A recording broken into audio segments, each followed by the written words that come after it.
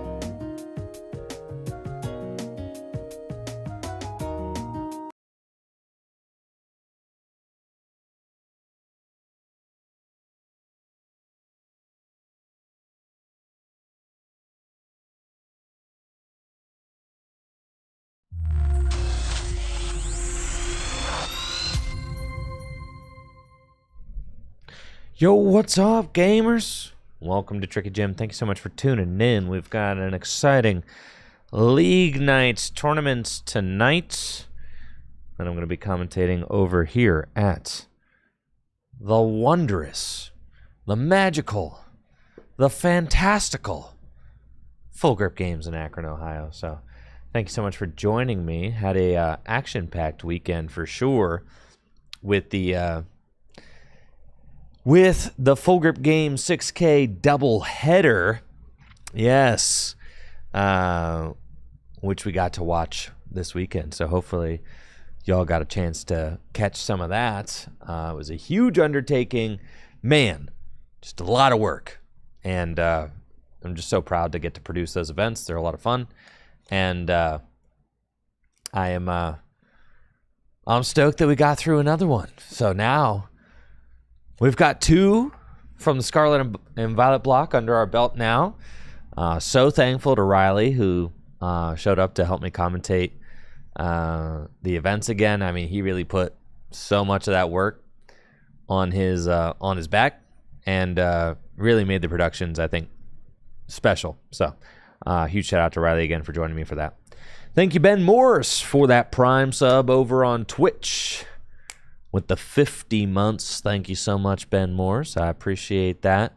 Yeah, it is crazy. The next set is going to be the mega set. It's just what we got. Swizzerton, the 2,500 bits. Let's go, Swizzerton. Thank you. Thank you, Swizzerton, for the continued support. 2,500 bits. Absolutely incredible. Thank you, Swizzerton. And huge thank you to everybody who tuned in and made the tournament this weekend a success. It was so much fun getting to commentate over the standard and GLC events. I felt like I learned a lot about both formats. And I definitely feel more prepared for the North American International Championships, having watched 12 hours of the standard 3K this past weekend. But then also I'm in this spot where I'm like, I don't know what to think. I'm like, I've narrowed what I thought my choices ought to be down. I think if you listen to the Tag Team podcast that JW, Riley, and I recorded last night, then that's kind of what it feels like. It feels like I've crossed things off the list as far as what I'm thinking about playing for the North American International Championships, but I don't know that I have any favorites right now. I mean, really, it's just going to have to boil down to like me logging into TCG Live and playing for like 48 hours straight. I'm just going to have to do that. I'm going to have to do that. So the Switch 2 releases, I have a pre-order actually that is supposed to be getting fulfilled from Target, but I don't know. It hasn't been marked as ship or anything. So like I'm supposed to be getting the Switch 2 from Target. I just don't know. I don't know, So I would love to just like buckle down and just play Mario Kart all weekend. But to be honest, like I'm not even that stressed about like getting my hands on Mario Kart this weekend. Like whenever I get the Switch 2, I get it. I'm really excited. I mean, at this point, I've been waiting a decade for a new Mario Kart. Like waiting one additional week is not actually going to kill me. So I really ought to just kind of like buckle down and focus on the North American International Championships, right? I did check my Target account. It doesn't say that it got canceled or anything. So like it says that the order is still pending, or not pending. It says that the order is still like going through or whatever, but it says it's waiting to ship or something like that. So we'll see. We've got round 1 getting started here at the Full Grip Games League tournament. So let's see what we've got going on here in the tournament hall at Full Grip Games. We had an awesome showing from Grimmsnarl this past weekend, taking home the dub. Trevor Passmore, the huge Grimmsnarl dub, living up to the hype. And I'm curious if we are going to get more Grimmsnarl action here this evening. Michael Zealy playing in League tonight. Always fun. Chase also top 8'd our Full Grip Games standard 3K. So that was a huge performance from Chase. I'm very proud of him for that. He finished in the top 8 with Gardevoir. So, yeah, Michael Zealy is one of our Full Grip Games employees. We'll see if he can take down Chase, who's hot off his top 8 finish at the Full Grip Games Destined Rivals event. I know I don't have a walkie-talkie down there right now because its battery died, and whoever put it away last didn't charge it. So, like, hopefully these two just don't have any gameplay errors. That would be fantastic. That would just be great, you know.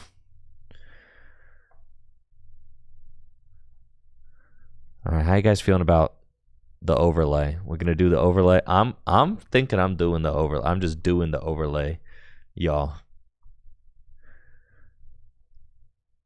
Oh no, no overlay tonight. I forgot I messed up everything. I might be able to do the overlay. All right, hold on. I need to just take all this, and I need to just put it up there, and then my overlay should work.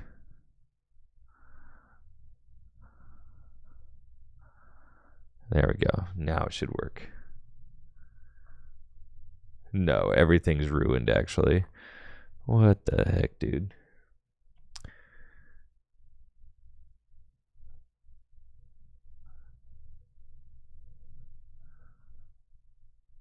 Let's see. Oh, now it works. Okay, great. Great. Should. I think I fixed it. Let's see. First of all, I gotta get the GLC card out of here.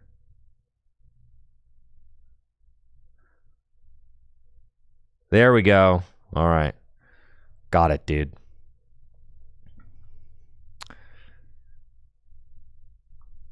Overlay is looking good. Got all my cards here programmed into the Stream Deck. Looking smooth. Beautiful. Love this for us. Okay, this looks fantastic.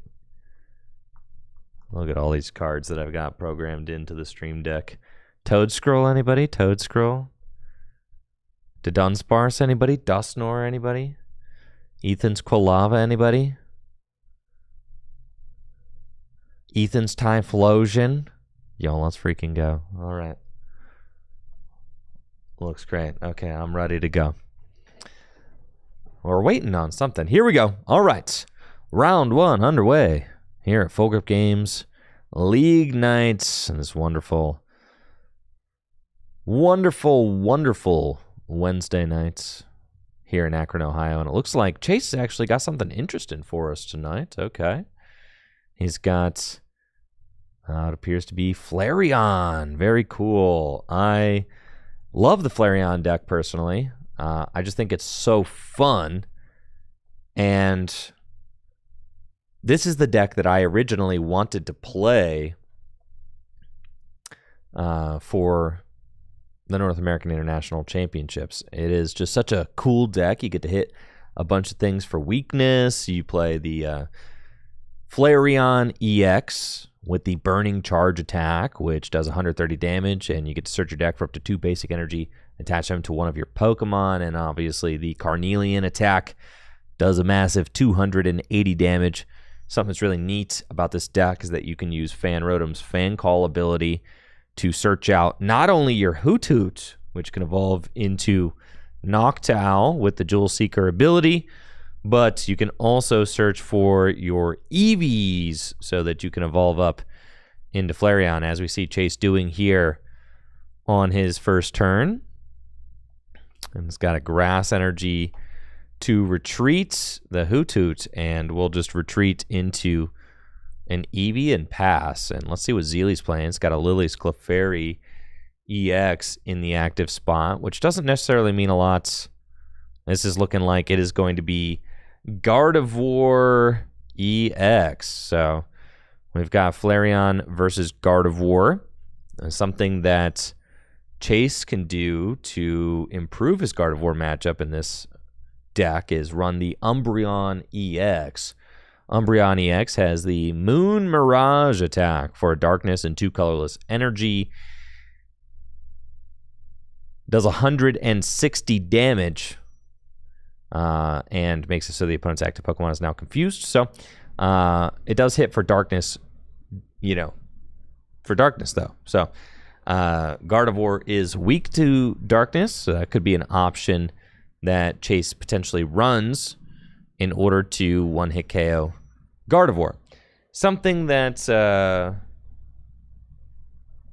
Chase will have to look out for is potentially the Rocket's Mimikyu. Rocket's Mimikyu is a card that Gardevoir decks could run if they wanted to, and copies a Terra Pokemon's attack for 2 energy. So if you just copy Flareon's Carnelian attack, I mean, things could get really ugly, right? Because Carnelian does 280 damage, Flareon only has 270 hit points.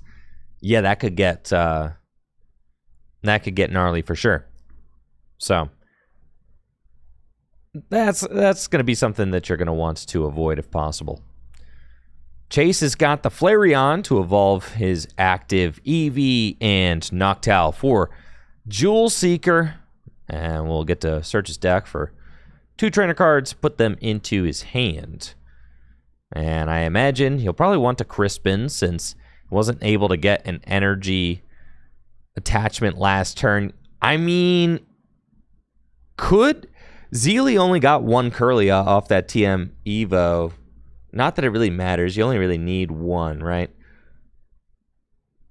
But notably, the other one's probably in hand or prized.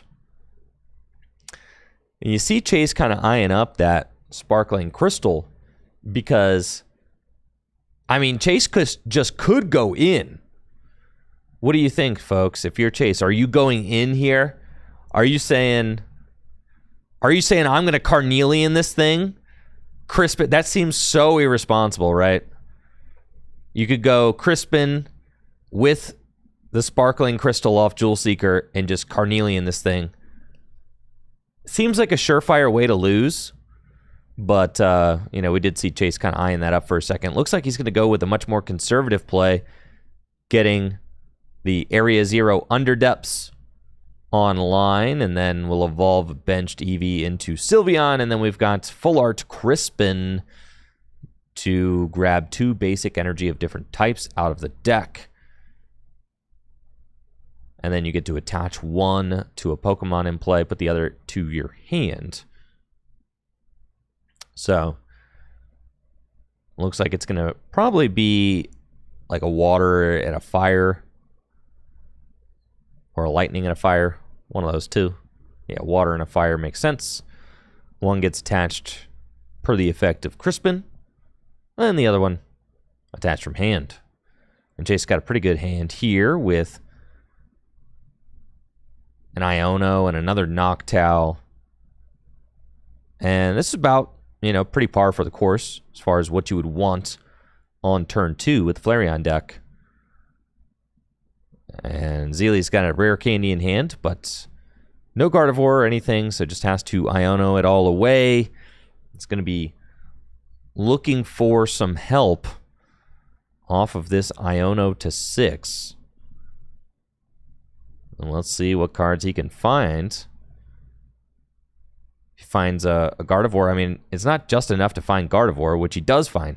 He also finds 2 vessels. I was going to say, okay, so with 2 vessels hit off the Iono, now you can actually get some energy flowing. And that was like the big thing holding back Zeely's board, is that he hadn't actually seen any of those psychic energy yet. I don't think has any psychic energy in the discard pile. So Going to use Earthen Vessel, discard Super Rod, and then can go search the deck for 2 Psychic Energy, and then I imagine it's going to be another Earthen Vessel right away to discard one of those Psychic Energy, and then go get more Psychic Energy out of the deck, something like that. Yes. Here we go.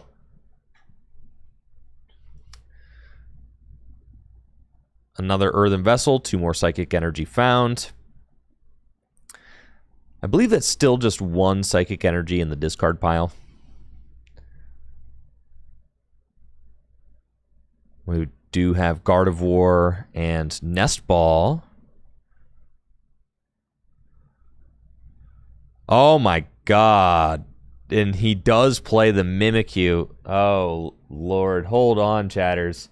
This is going to get really ugly really fast. It's going down. Nest Ball for Mimikyu. You know, Michael only needs 2 energy in order to attack with this thing. And how absolutely disgusting is this? Oh my god, the Mimikyu is going to use Gemstone Mimicry and copy Carnelian for the knockout. And Zealey takes 2 prize cards just like that. Just absolutely heinous, folks. That, I mean, that has to be backbreaking if you're Chase. I mean, I'm ready to just scoop up my cards and go home. I'm going to be honest, like, I don't want to play anymore. The Mimikyu, the perfect Mimikyu play to knock out my Flareon. Like, yeah, bro, like, I'm kind of feeling over it. This really hurts. Gemstone Mimicry. You get to choose one of your opponent's active Terra Pokemon's attacks and use it as this attack. It doesn't even matter if they use that attack last turn. You just get to copy any Terra Pokemon's attack and use it as this attack. As we saw, Michael was able to do there on the second turn of the game. Turn 1, TM Evolution to evolve up into Kirlia, get the turn 2 Gardevoir, and then thanks to the Earthen Vessel that he was able to find off of the Iono, was able to get that Gemstone Mimicry. Just crazy. But looks like Chase is keeping a level head. Has got Fan Rotom in the active spots. And Chase is better than me. Not just scooping up his cards and saying I quit. Is actually going to carry on with Fan Rotom. Okay, and Fan Rotom can gust up that Lily's Clefairy with Counter Catcher. Lily's Clefairy only has 190 hit points, so only 60 hit points remaining. And Chase is actually going to tie this game up with Fan Rotom's Assault Landing right here for 70 damage. He's got the Stadium in play. And Chase could also cook up some crafty plays with Sylveon EX. That Angel Light attack is always a threat. And Chase is going to take the knockouts, 2 prizes of his own, tie the game right up. Yeah, let's see where this game goes from here.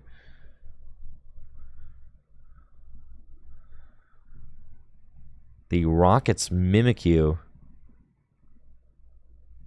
playing a pivotal role already in this game, just kind of nuts.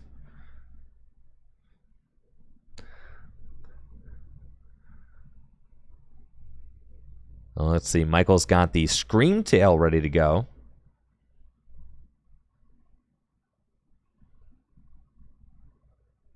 Now getting a pair of Psychic Energy in the discard pile with Ultra Ball.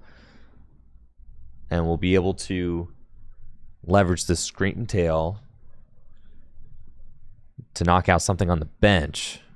And then it's got Professor's Research to discard the hand, draw 7 cards. Chase has got to be kind of eyeing up an opportunity to potentially go Angel Light with an Iono and Hand Disruption. I have to imagine that's the play he's looking for Right, get the Gardevoir out of here. You know, there's no Pheasantipity online right now, so that's also really important. It could get to a point where Chase is able to maybe deny Michael the opportunity to ever get a Pheasantipity online. A Psychic Brace going to accelerate a couple energy to the Screamtail on the bench. It's got a Bravery Charm on it now as well. Monkey Dory activated. The Adrenabrain ability going to place 2 damage counters onto Sylveon. And then Michael going to take a knockouts with Roaring Scream to knock out Chase's Eevee on the bench. And let's see where Chase goes from here. We actually got ourselves a game now. Thanks to Chase's Sylveon that he's got available. There's just always a chance when you have Sylveon there. Michael doesn't have so much energy built up that like, you know, the Sylveon play is useless. I mean, the Sylveon play is very real here. And what is that water Pokemon in Chase's hand? I'm trying to figure that out. He's got some water Pokemon. So Chase is going to play Crispin. Accelerate some extra energy into play. Oh, it's Chenpao for stadium removal. Got it. No, it's Chenpao. It's Chenpao. Right. For stadium removal. I forgot about that. It's for the Watchtower. I think that's a little bit like paranoid. I don't really think you need to play that card for Watchtower, but just nobody's playing Watchtower. If you play against a Watchtower, you just, you know, just tough it out, you know? You'll be all right. Thank you, Hoop, for that Prime sub over on Twitch. Appreciate it, Hoop. Thank you. Thank you.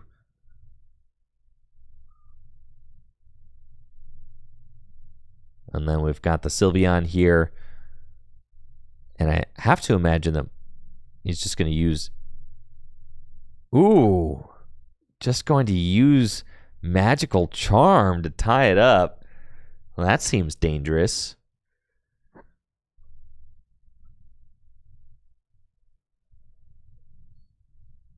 It seems very probable that Michael could get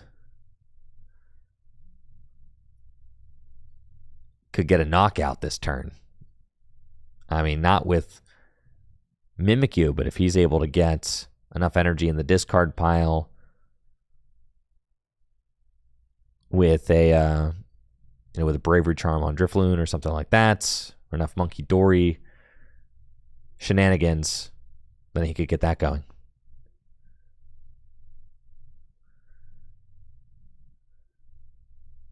I got a comment on YouTube saying that slacking is a very real threat in plays for Watchtower. Really? Yeah, Chase going to scoop that one up. Just not too much to be done there for Chase. Michael taking him to town with the Gardevoir EX deck there in round 1, advancing to 1-0, and Chase succumbing to the pressure put on by that Gemstone mimicry with Mimikyu. I mean, that was just absolutely disgusting. Putting a Flareon EX up there in the active spot just to get destroyed like that feels really, really bad. Gotta say, yeah, that hurt. That hurt. If you're if you're into Flareon. But if you're into Gardevoir, then it doesn't hurt at all. Because Gardevoir is still just looking as broken as ever, honestly. So that is pretty cool. So let's talk Pokemon cards. Still trying to figure out what to play for NAIC. Did the Tag Team podcast last night with JW and Riley. I desperately just wanted to play like something cool. I don't want to play a deck that like I'm going to play a bunch of mirrors with. I want to play something different, something unique. I don't know if I have enough time. No, I definitely don't want to play Grimmsnarl. Grimmsnarl seems like it's going to be like a top threat. Everybody's going to play. Everybody's going to play Grimmsnarl. Grimmsnarl's disgusting. The Japanese secret rares have been revealed.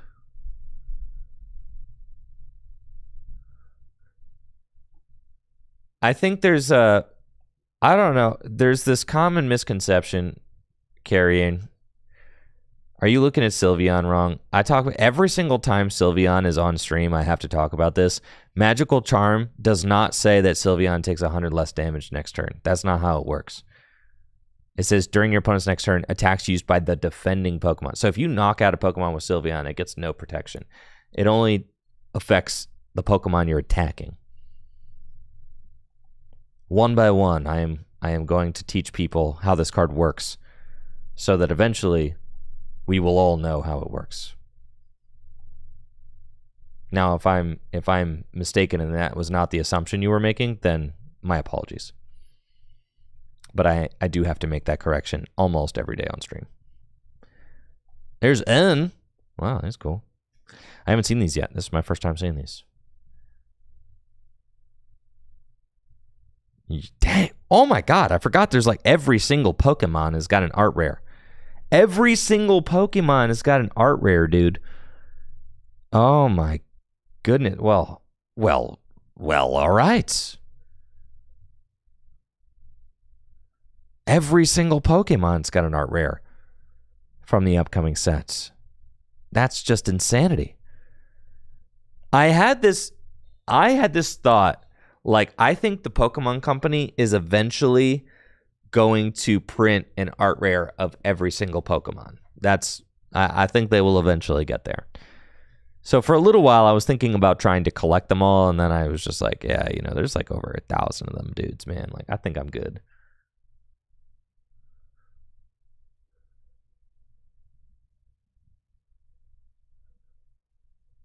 That card's sick. This is going to be a Gym Leader Challenge card. And, you know, the Zoroark art rare for Gym Leader Challenge. That's sick. Love Simisage. Simisear, sorry. I also love Simisage. And Simipour. I actually love all the Simis. I think they're awesome.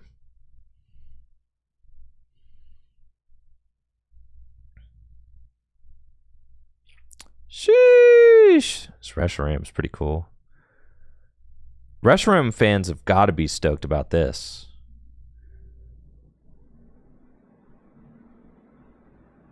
The Seismitoad? Alright, he looks sweet. That is an awesome toad. Dang, dude. That toad is legit. Yeah, look how cool these guys are. Oh my god. Look at Audino. Oh my god. Look at her. Just look at her. Look at the Audino. Oh my god. Look at it. Look at it. Look at it. Look at it. Look at the Solosis. Oh my god. Look at the pants here. Oh my goodness. Look at the clown. What does the clown even do? Is the clown good, guys? I saw the optimal Dynamo and Gym Leader Challenge right here.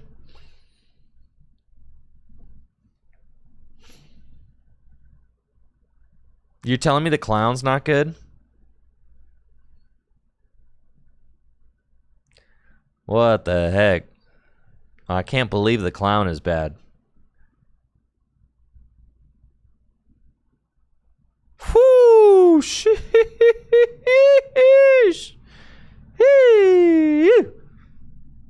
Man.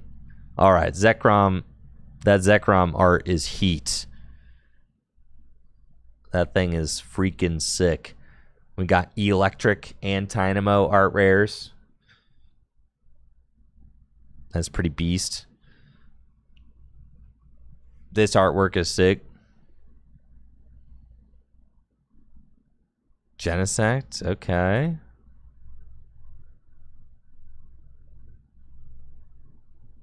Darmanitan. Garbodor.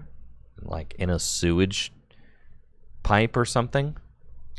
Yeah, this is my first time seeing these, so excuse me while I peruse all the artwork from the new set. I haven't seen any of these yet, so I'm kind of like I'm popping off right now to be sure. Vanillish? What is it? It's Vanillish, Vanillite, and Vanillux. That's Vanillish. Yeah, Vanillite is my favorite one. This one. Yeah, he's the coolest of the three. This is like an extremely underrated Pokemon in my mind. That's Vanillish? Anyways, Vanillish is my favorite of the three. Is Vanillite's the little one? Anyway, it's been a long time since Black and White, all right? But he is very cool.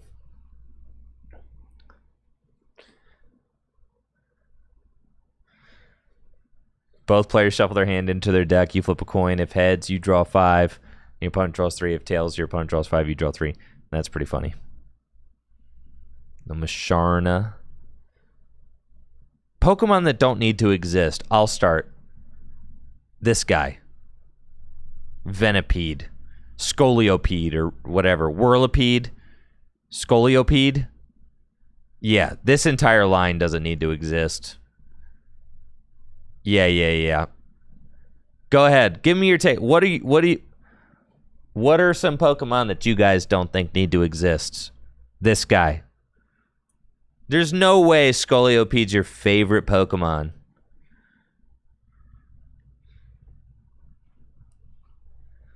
There's no way. He's disgusting. Weavile. All right, now you're just being mean.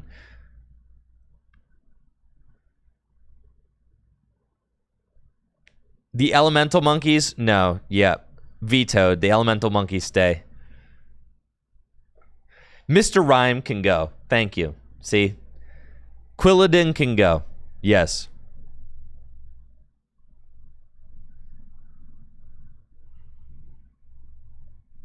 Flamigo is cool. All right, you're a hater. Flamigo is so sick. Flamigo is probably the coolest Scarlet and Violet Pokemon there is. Flamigo is like the coolest from the entire set. Gholdengo, yeah, not the biggest Gholdengo fan. It's just a flamingo. No, Flamigo is not just a flamingo.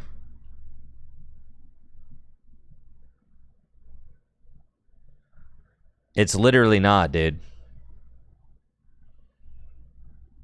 See, look.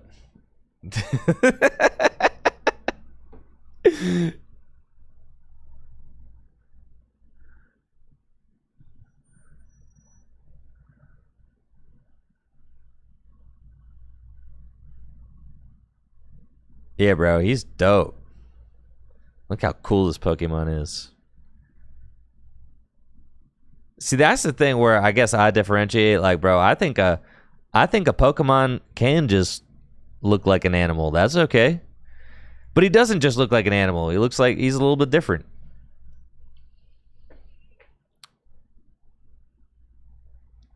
Yeah, that doesn't look just like a flamingo. Yeah, Flamigo is sick for sure. Scoliopede? What is it about Scoliopede that you guys like? He's disgusting.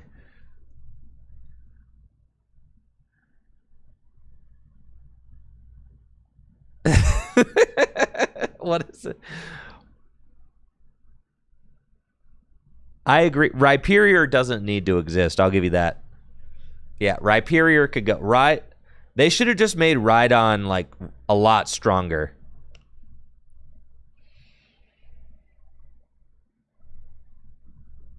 this guy, you know who he's... I feel like he's giving...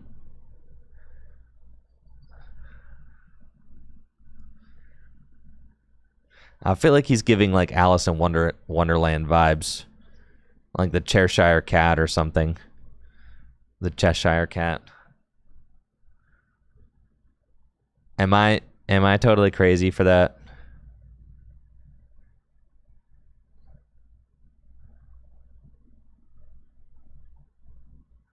Who am I? It's like he's reminding me of somebody from like Alice in Wonderland here.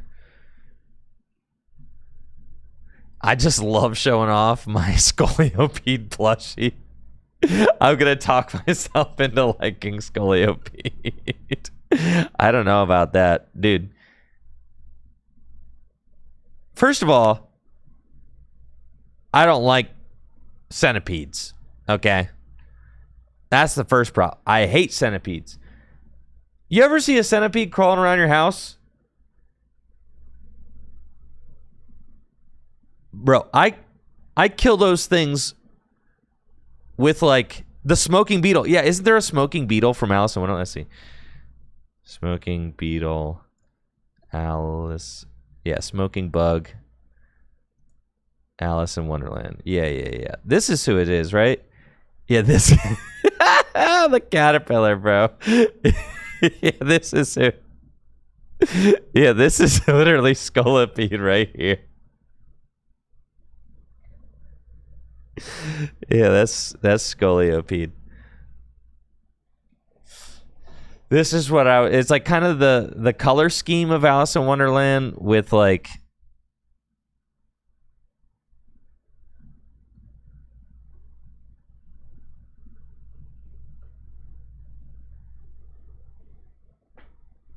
I'm saying I don't like centipedes, dude.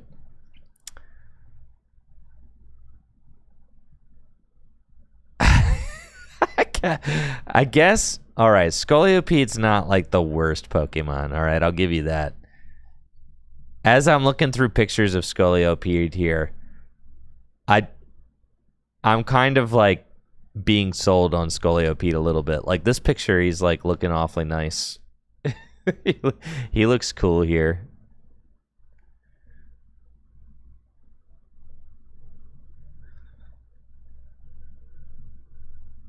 Look up how big he is canonically. I have no interest in that.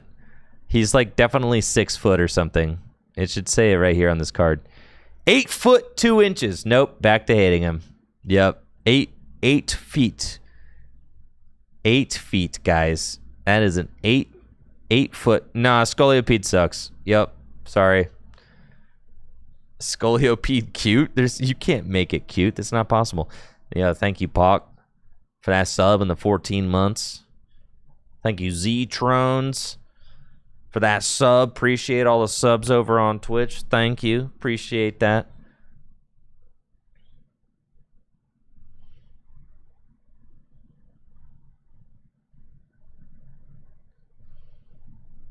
Scolipede.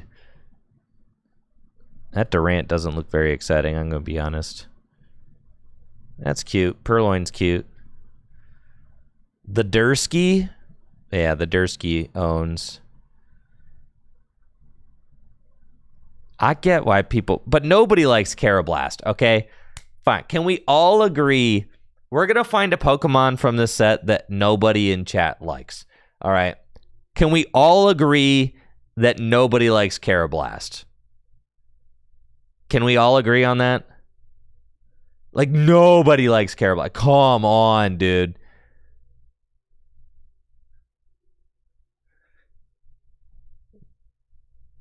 Pretty heinous Pokemon. Nobody finds Carablast in the games and is like, oh, yay, I found my favorite guy, Carablast. No. He's better than Shelmet. They both are horrible.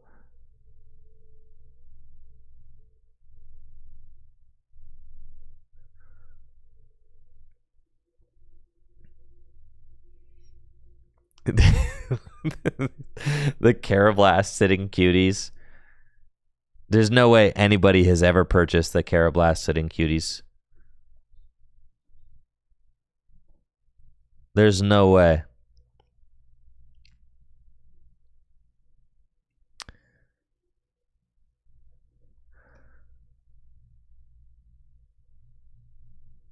These leak photos always kill me, dude, because they're always... I feel like this is the most average... This is like the most average leak photo that we get from Japan. Someone looking like they're scurrying haphazardly, like in a dimly lit dungeon.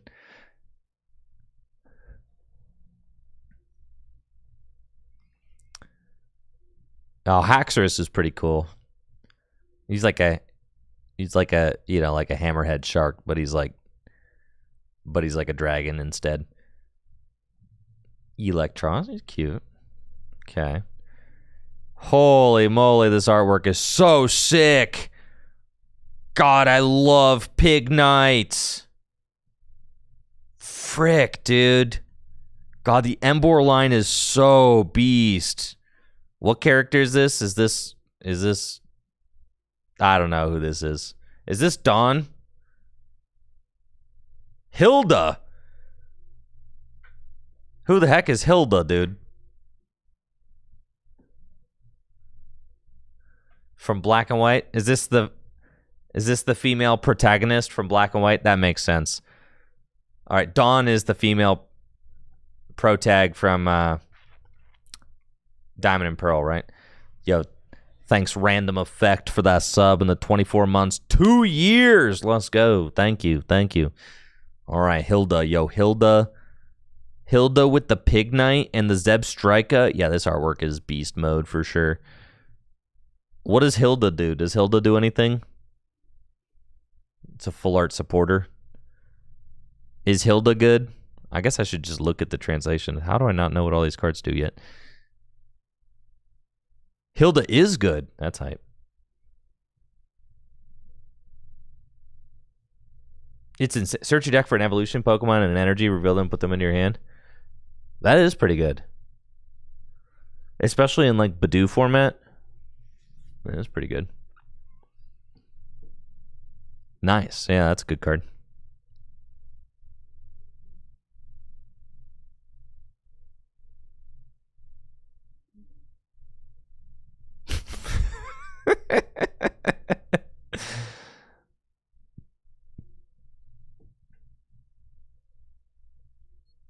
The Doctor. Yo, Trashlanch is so back, but it's also so not.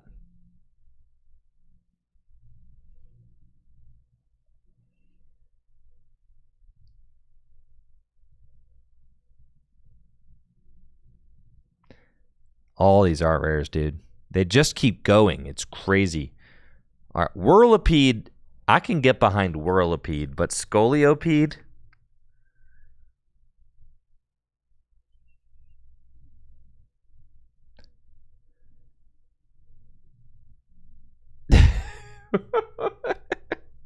Why does he look so exhausted?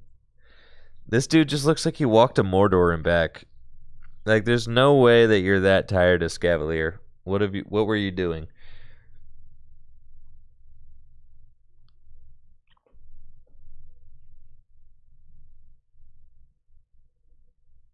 Pokeball and Master Ball reverse hollows will all... Oh yeah, if you're trying to master set this in Japanese, you're...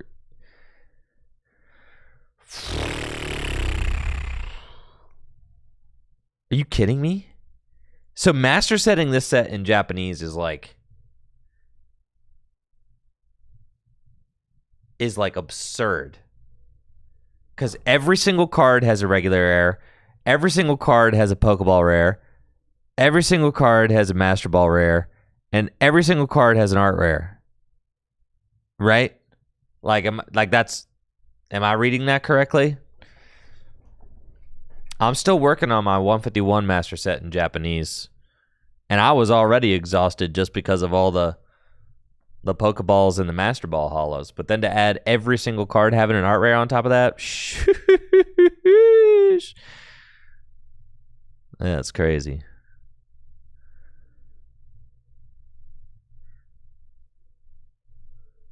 That's nuts. All right, y'all. We have got round 2. Full Grip Games. Standard League night coming right up. Let's get to it. Thank you, Solid RK, for that sub and the 26 months. Appreciate it. Let's see what we got. Looks like we've got good turnout tonight. It's probably going to be a 5-rounder, if I had to guess. All right, we've got Fran and Hoop. Oh, my God. Guys. You guys won't believe what Hoop has brought to the table here today.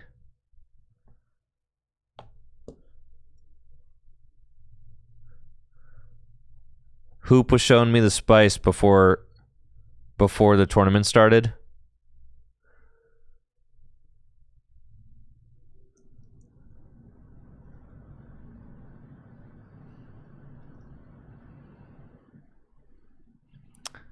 It's unhinged, absolutely unhinged. Hoop's deck is absolutely unhinged, guys. If Jack has committed to playing the deck he showed me, yes, it was a Tatsugiri EX deck, folks.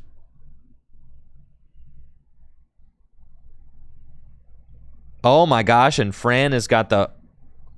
Well, do we just have a treat for round number 2?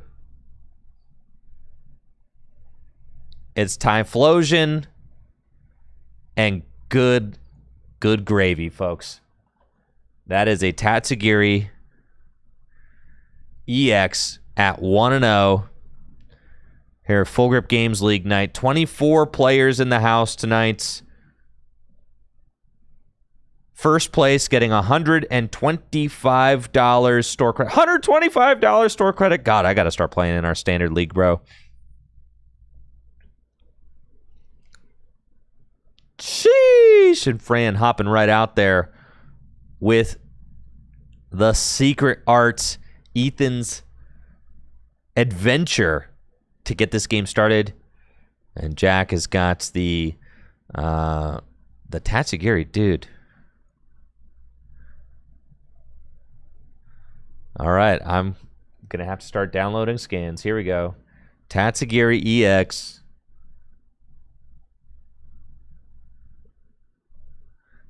Now, Jack did everything that he wanted to do here on the first turn. And that's open Tatsugiri EX and get an energy attached to it. That's everything. Yes, and Full Grip Games always allows the sets to be played as soon as they're out. It encourages players to get to... Because isn't League a place where you want to, like, you know, test out the newest cards before you take them to, like, I don't know, the North American International Championships and stuff? So yeah, so Full Grip Games always allows for cards to be played as soon as they're released at League, which I think just creates a better environment for players to be able to test the newest cards and more incentive. Because otherwise, like, why would you want to go to League for 2 weeks while you wait for the new cards to be legal? All right, Jack has got energy on to Tatsugiri turn 1, and then Crispin here turn 2, grabbing water and darkness energy, and it looks like Jack is going for the turn 2 Cinnabar Lure. All right, attaches the water energy with the effect of Crispin. And here is the fire energy, fire, dark, and water, all on Tatsugiri EX. Turn 2 Cinnabar Lure, but first, Area 0 Underdepths. And Fran will cut Jack's deck. And here it is, folks. Jack gets to use Cinnabar Lure. Look at the top 10 cards of the deck. And you can put any number of Pokemon you find there onto your bench. It looks like we got Dusclops, Dusknoir. Oh my God. Charmeleon, Charizard. Oh my God, guys. Okay. There's a Charizard. There's a Dusknoir. There's a Dusclops. And there is a Greninja EX. Oh my God. This is insanity. Okay, so let's start unpacking what's happening here. There is a Charizard, and there is a Charmeleon as well. So if Jack has a Charizard in his hand, he could evolve his Charmeleon into Charizard and use that Infernal Rain ability to go and accelerate fire energy onto his other Pokemon. He's also rocking the Greninja EX. And Greninja EX has the Shinobi Blade attack. Can be used for just one water energy, so that's pretty good. And you just get to search your deck for a card and put it into your hand. And then Mirage Barrage. I mean, that's the opportunity to do 120 damage to two of your opponent's Pokemon right there. I mean, I'm sorry for not focusing more on what Fran's doing over here, but like, I'm still trying to unpack. All right, there's also Dusknoir, right, and Dusclops. But Fran has a Typhlosion in play. I mean, Rare Candy, Typhlosion, another Ethan's Adventure. So Fran's kind of popping off herself, right? So let's not forget about what Fran is bringing to the table over here. And she's got Dunsparce in the active spot. So with Dunsparce in the active spot, Dunsparce has free retreats. And Fran has two Ethan's Typhlosion in the discard pile now, because she's played them each of her first two turns. So that means Buddy Blast is doing 160 damage. And Tatsugiri EX has 160 hit points, folks. So Fran actually has all the cards she needs to take a 2-prize knockout with Ethan's Typhlosion. Oh my goodness. Okay. Buddy Blast will deal a perfect 160 damage to knock out this Tatsugiri EX. And there we go. Fran with the 2-prize lead early on in this match. Massive KO with Ethan's Typhlosion. And let's see what Jack can do. Promotes Dusknoir, which can effectively act as a pivot, because you can always blow it up and then switch into whatever card you want, right? So I think that's the idea. And he's got a second Dusknoir, so ooh, blowing up a Dusknoir to not knock out the active does feel pretty bad. That's going to give Fran another prize. And then Iono. It's going to set Fran to just 3 cards. And I think Jack says, I don't want to use this second Dusknoir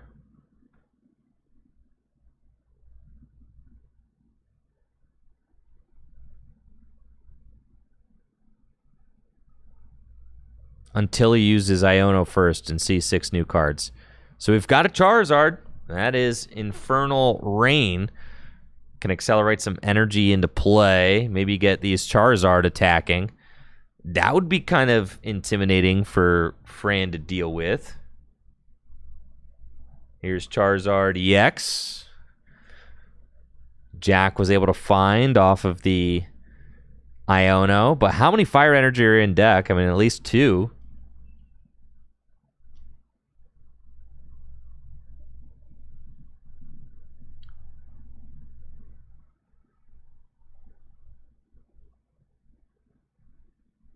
And Infernal Rain, I imagine, will accelerate those onto a Charizard.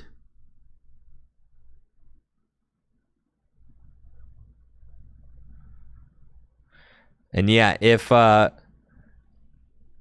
I think Jack had an opportunity to just completely board wipe here if Jack had actually used both Dusknoir on both of the benched Pokemon. If Jack had gone and used Dusknoir on the Cyndaquil, Dusknoir on the Quilava, and then Charizard the active, then Jack would have cleared all of the Ethan Pokemon in one go. So I think a slight misalignment there. I definitely did not want to see Jack use that first Dusknoir on the active Typhlosion. Giving up a Dusknoir for not a knockout on a single prize Pokemon is pretty much always going to be incorrect. I mean, that just feels really atrocious. But Jack is in a pretty decent spot now. However, Fran is able to find Cleffa and can maybe use Cleffa's grasping draw attack to fill her hand back up to 7. Now that, she doesn't have a whole lot going on. Does have Arven, though. And has a backup Cyndaquil back out. So, she has an opportunity to potentially stabilize. Meanwhile, Jack's board state is certainly going to be kind of whittling down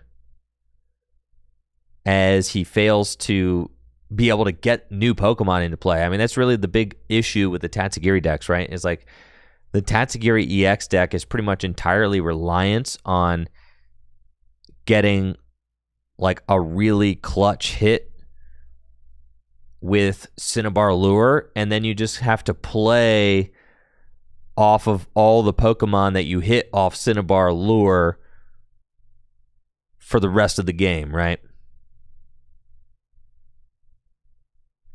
And it looks like Fran uses Arven to get Ultra Ball, Ultra Ball to get Quilava. Quilava can go get another Ethan's Adventure into the hand. And I think she's just whittling her hand down. We'll probably end the turn with a grasping draw to fill her hand back up to 7.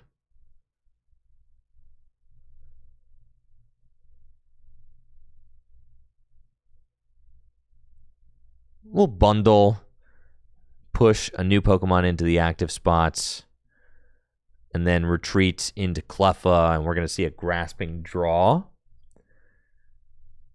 So she can end her turn by filling her hand to 7. And let's see, what can Jack do to push back against this? I mean, I imagine Jack just doesn't have a lot of options, has to retreat into Charizard and swing, right? Because, like, what else are you doing? The Tatsugiri is already gone, and Jack didn't hit a couple of key cards off the Tatsugiri. Jack is playing Blaziken EX, right? So Blaziken EX can accelerate energy from the discard pile every turn. That would be a really good card to have in play right now. Also, if Jack had found Pidgeot EX, Pidgeot EX would also be huge. You could use Quick Search to search out whatever card you want from your deck every turn. Like, that would be massive for consistency, but neither of those cards were found. So now Jack is kind of just playing this, like, funky Charizard deck. But the Dusknoir's really had the potential to stop Fran in her tracks. I think if Jack had just decided to blow up both of the benched Ethan's Pokemon instead of hitting the active. Fran's got a Super Rod, and she's going to use to recover some of her Ethan's Pokemon, and then Buddy Poffin can go get Victini. And another Victini. Holy moly. 2 Victini. And the Victini has got an ability, Victory Cheer, which makes it so that your evolved fire Pokemon, your evolution fire Pokemon, do 10 more damage to your opponent's active Pokemon.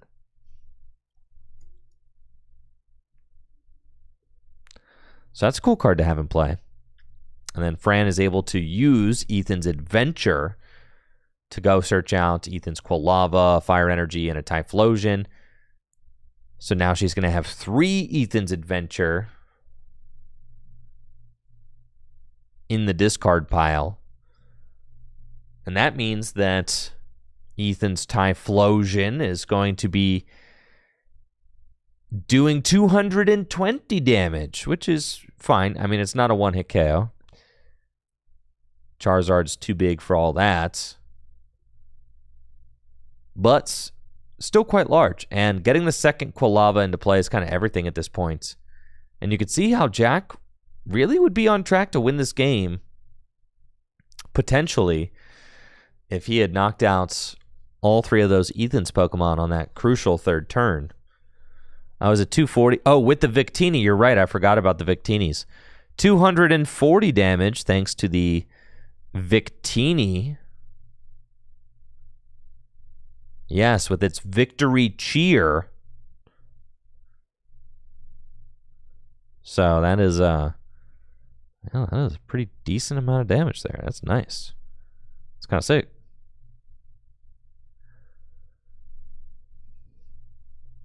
And of course, the Dunsparce got free retreats.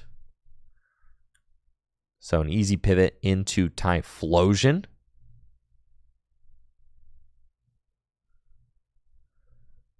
Got a nice stretcher for the Bundler. And is actually just going to force up the Greninja again. I don't know that I agree with that. I actually think I disagree with that play from Fran. I think Fran should really focus on just hitting the Pokemon with the energy on it. I think that she's kind of overextending a little bit by trying to bring up a different Pokemon, because this is actually going to give Jack an opportunity to potentially sweep with a fresh Charizard and make it so that Fran can't win if Fran can't find like a Gust card or something. Because Jack is just going to keep retreating this. So long as he's got 1 energy in hand, he can just retreat this. Now, if he doesn't have 1 energy in hand, then Fran does just win. So, I get that. But his hand is pretty big. I mean, he's got like 8 cards, maybe 7 cards in his hand. That's 240 damage from the Buddy Blast. And see, I mean, Jack does have 1 energy in hand. So we're just going to counter the Area Zero Underdepths. Got Town Store. Town Store can go get Sparkling Crystal, but you can't attack with this Greninja because you will just lose. I do like getting the Sparkling Crystal. It makes it so that your Charizard could attack. Your backup Charizard can attack with 1 less energy, which is quite good. Obviously, you could attack with the Greninja EX as well, but you can't leave that thing in the active. So you just got to retreat back into Charizard. I think Crystal going on the other Charizard is fine, or just holding it. I'm definitely comfortable just holding it since you got Town Store in play. And Jack is just going to take the knockout with Charizard. Go down to 2 prizes remaining. We've got a close game here, folks. But Fran has got Boss's Orders in her hand. Can she play it? I don't think she has the energy she needs to attack. But she's got Boss's Orders. So she just has to play Ethan's Adventure again. And she's got just a few Fire Energy left in deck. And she's able to find one of those Fire Energy off of the Ethan's Adventure.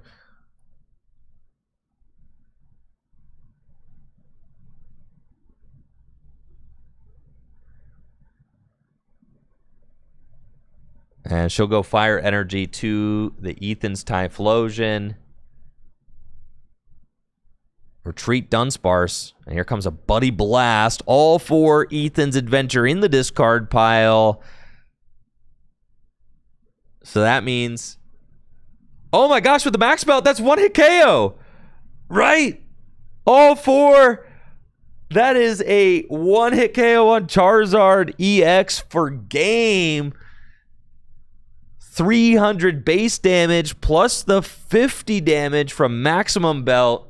And Fran emerges victorious in round number 2 with their Ethan's Typhlosion deck, taking down Jack Hooper with his very cool Tatsugiri EX deck.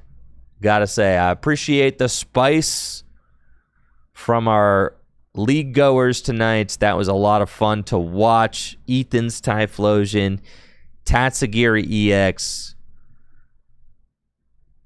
Very cool, very cool. Like I said, we got 24 players here tonight for Standard League nights, featuring new cards from Destined Rivals. So great turnout for our Standard League tournaments. We've got our prize breakdown as well. With 24 players, we've got 5 rounds this evening. First place going to take home $125 store credit. Second place, $65 store credit. And third and fourth place each gets $25 store credit. That's for a $10 buy-in, which is what we do every Wednesday night, starting at 7 p.m. Eastern Time. I stream these league tournaments every Wednesday and Thursday nights here at Full Grip Games, and it's a ton of fun. So our players here at League got some awesome prizes that they are competing for tonight. And I actually am working on a video. I didn't stream League last week, but I played in Gym Leader Challenge League, and it went really well. So I'm making a video that's kind of like a tournament recap of my GLC League that I played. I recorded all my matches, and I'm like giving I'm giving like point of view Gym Leader Challenge gameplay. Yeah, I'm pretty stoked on it, to be honest. It's like turning out really well. And I think it's going to be a really fun video. I was playing the Rockets Tyranitar deck with like the Hitmon combo. I think it turned out great. You know, I've got like good footage of like the games being played. I've got some like GoPro footage of me and my opponents while I'm like narrating over what's happening. I've got some 2-shots going on here. And then of course crispy top-down footage, because I just like when I went down to play at League, I just had static seating, and I just had all of my opponents come meet me on the feature match table, and I just recorded all my matches that way. And I think it was really fun. I mean, it's kind of like a different way for me to be able to create content and like get to play at the same time. So like that was really exciting for me. And I haven't edited like the overlay and stuff for this. I'm gonna like, I'm gonna put feature cards up and stuff during the gameplay, and to give you an idea of like kind of how it's gonna go. Game one,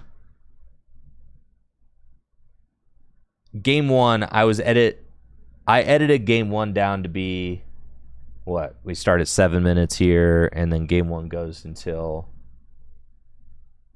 here. So it was from 7 minutes to 15 minutes. Yeah, so game one, like a Gym Leader Challenge match in 8 minutes. So like the video should kind of cruise by, and you'll get to watch, because I was at League for like 3.5 hours, but you'll get to watch my entire League experience in probably 30 minutes. Which is going to be kind of hype. So I think that'll be cool. Did I get the badge? Of course I did. But it's not just the fact that I earned the fighting badge. It's how I earned it that you're going to want to see. Because it's freaking filthy. I also got a cool email. Let's see. From Full Grip Games.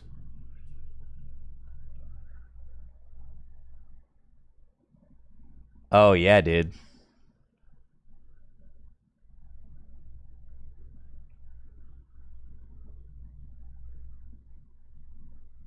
"2025 Full Grip Games Gym Leader Challenge Invitational Invite."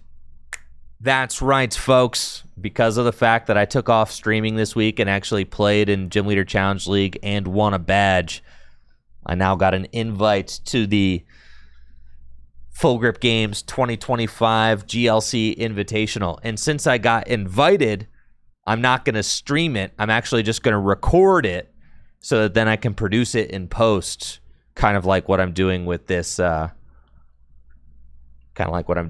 league night, right? Because that'll be fun. I actually get to play. I think it's fun.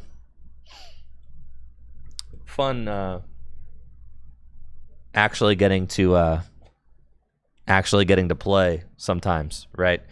Because that's like the one thing I miss about casting every week is that I don't get to play. So like, so long as I get enough opportunities to play throughout the year in like random thing, like this week I didn't stream League because I was gonna do like the doubleheader weekend. That was an opportunity for me to play.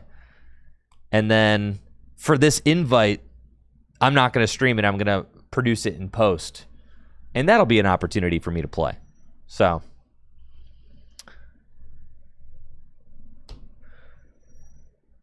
congratulations, you're receiving this email because you qualify for the 2025 Full Grip Games GLC Invitational.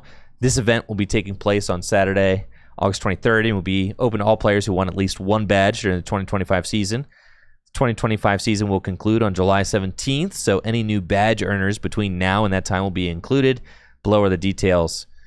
Tournament structure will be double a limb and seeded by number of badges. That's fine. One badge, fine. Bottom seed, that's okay. If there are any ties between badge counts, it'll be resolved randomly. The tournament will be best of 1 40-minute rounds, and it's double a limb. Losers finals will be best of 3 90 minutes. Grand finals best of 3 90 minutes. So I'm freaking stoked. The winner of the event will receive a Destined Rivals booster box and a trophy. Me winning my own trophy. Let's freaking go. Let's freaking go. But honestly, I'm really excited about this. I'm really excited about this GLC video that I'm making because part of me, like, without, honestly, it's been really hard for me to make. It's been really hard for me to make.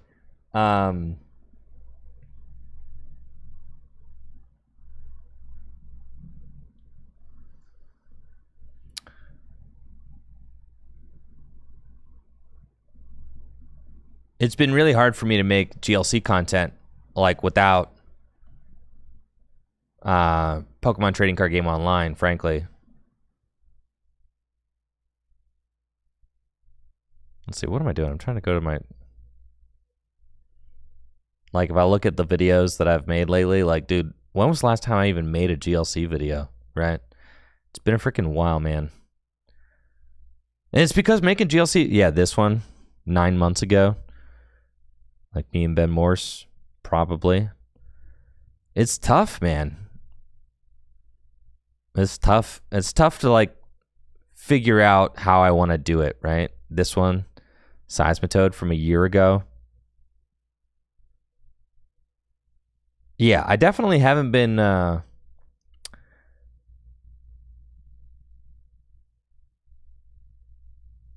I definitely haven't been making as many Gym Leader Challenge videos on main as I would have wanted to in this last year. So that's one of the things I'm really, really stoked about with this upcoming video that I'm making. It's like it's actually just like an opportunity for me to talk about a new deck that I've never shown off on the channel, and some gameplay and some like tournament aspects of it. It's cool. It's cool, and it's a kind of video that I haven't really ever been able to make before. So I'm really stoked on that.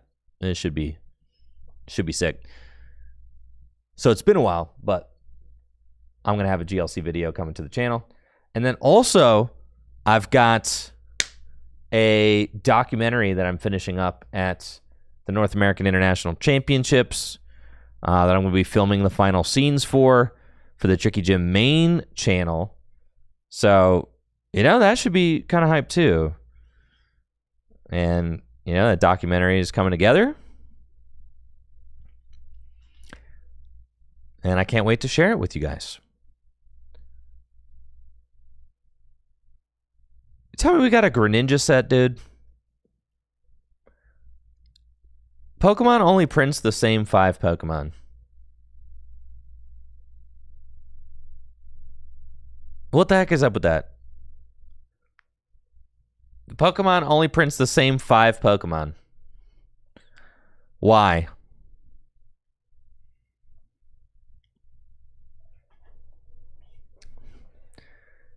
Quack Bob on YouTube says, is there a tier list for types for Gym Leader Challenge?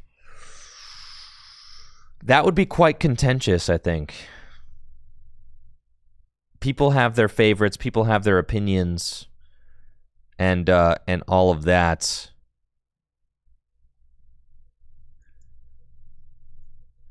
I shouldn't... Dude, you can get an app?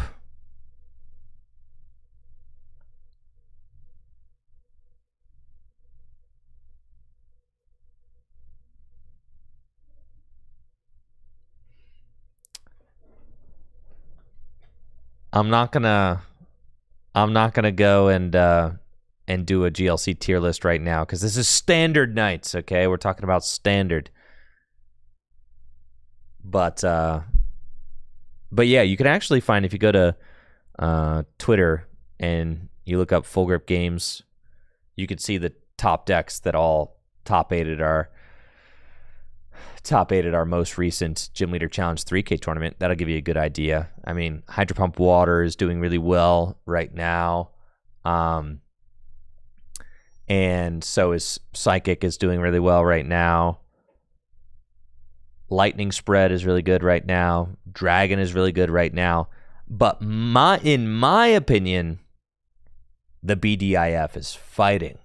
Yes, that's my new take. Because I just won Full Grip Games GLC League with the fighting deck. So, yeah, I think fighting is invincible now.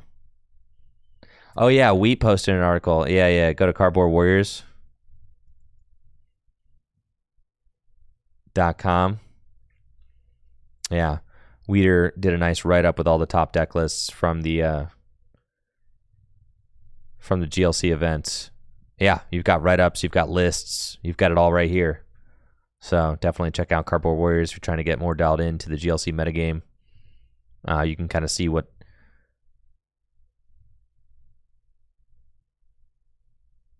top lists are doing. Yeah, the sticky note.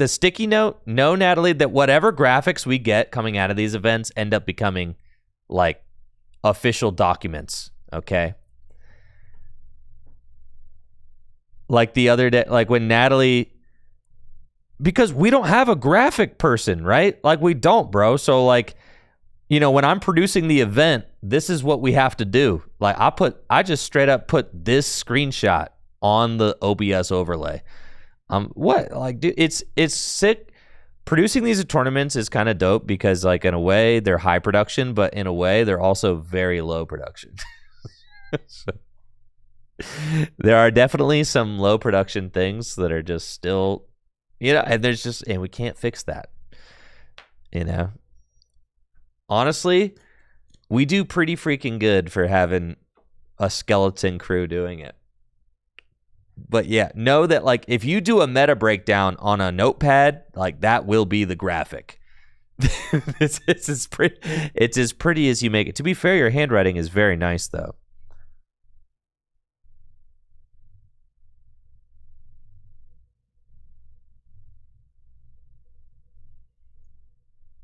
No, I would never. A graphic with AI? No, I think I'm good, dude. No. I think I'd rather use cell phone screenshots, I think. Do I think Grimmsnarl is going to do well at NAIC? I do think that Grimmsnarl is going to do well at NAIC. Yo, what's up, Dave? Thanks so much for the Prime sub. Third in line right now at your local Best Buy for a Switch 2. Yo, all right, Dave. Well, only 4 more hours to go. You got it, my dude. God, I kind of wish that were me. I waited in line at Best Buy for the Switch 1. It was snowing. In the snow. At least it's a nice day to wait in line. That's true. I remember when I was waiting in line for the Switch 1, it was snowing. And I was freezing my butt off at a Best Buy. But now I've just got a pre-order that I'm waiting to come in from Target, which is far less exciting. I'm not even going to get it on release day.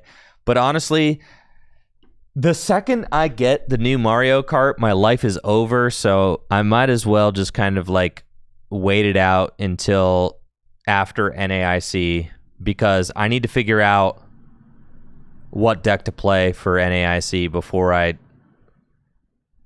devolve into Mario Kart, you know?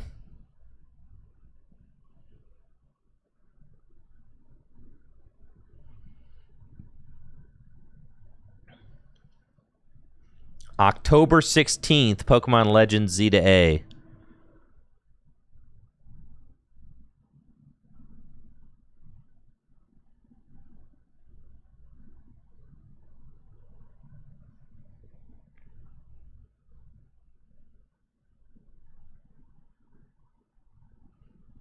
See, I don't think that I've actually read like all of these cards yet.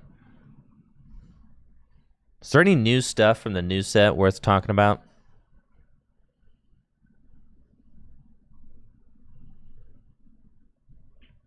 Is there anything that's actually good? What's like the best? I think the Zekrom seems kind of crazy. Look at the extra dimensional crisis cards instead. Dude, I have not opened TCG Pocket since January. The new Purloin's good in GLC. I did hear that. I think the new Zekrom EX looks crazy.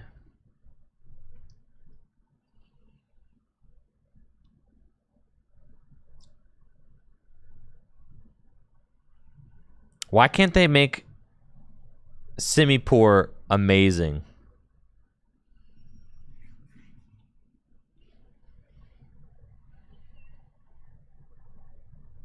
At this rate, we're gonna get Ultra Beast back. Think of it. I mean, all right. What? They've made reprints of. So they're doing the black and white reprint set. Is it because Legends Z to A has to do with? Legends Z to A is set in like the black and white, like Lumio City or whatever, right? It's Gen 6. Right, Legends Z to A is Kalos, XY. So then why are they doing the black and white reprint? What is there any rhyme or reason as to why it's a black and white reprint set this time around? Is there any rhyme or reason? Just peak nostalgia time. Yeah, thanks Quack Bob for that Prime sub and the 2 months. Let's go. Came here to sub. Ethan's deck for me is $30 and Blaze Chew is 40 or 60. Cannot remember going to hopefully pick up both decks at some point. Pink Dragon Shield sleeves for both decks. That's hype. That's hype. That sounds great. If you're looking for standard decks, if you can get your hands on the Marnie's Grimmsnarl deck, that deck seems like it's worth picking up.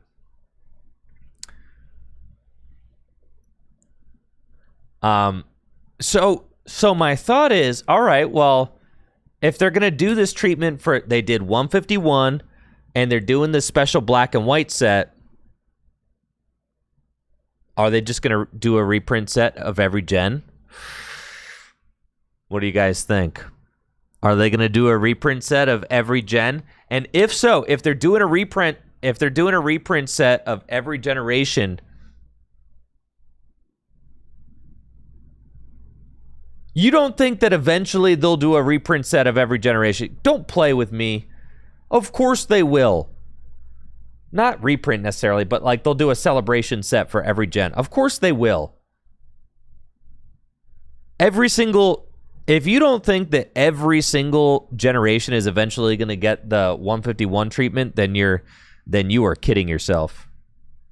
Of course they will. Do you see how much hype these sets are getting?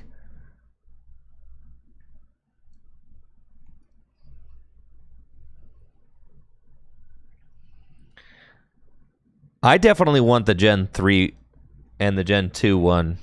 Yeah. Gens 1, 2, and 3 would be sick. I'm already working on the master set of 151, though.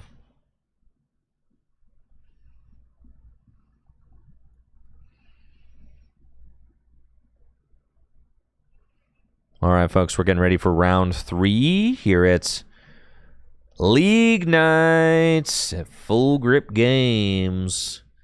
Natalie says she'd master set a Hoenn set. Yeah. I'm saying, dude. Natalie, there's hope for you, because if they're committed to this thing where they're gonna like do an art rare for every single one of the Pokemon, they might do it.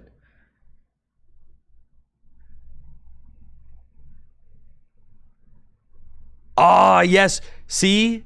All right, Jim has brought the disgusting raging Roaring Moon deck. I put Roaring Moon on the thumbnail because I wanted somebody to play the crazy Roaring Moon deck.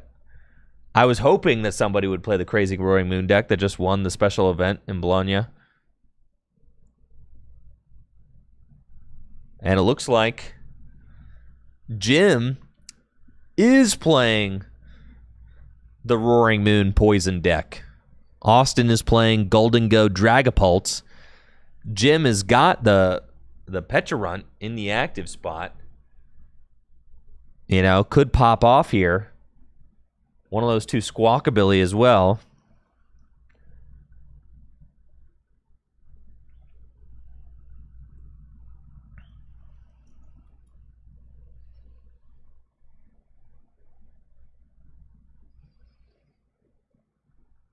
Judging by the darkness energy and...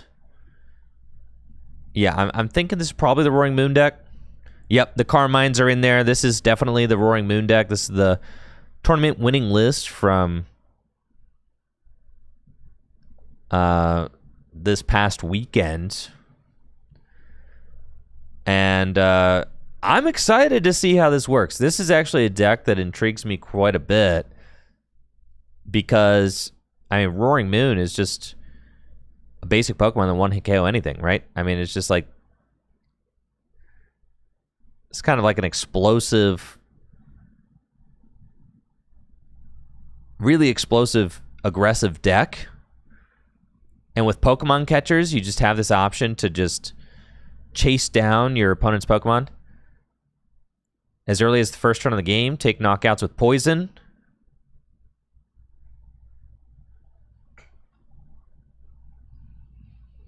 Do you guys think Rocket's Tyranitar is playable in standard format? God, if it was playable in standard, I would play it so fast. I love that card.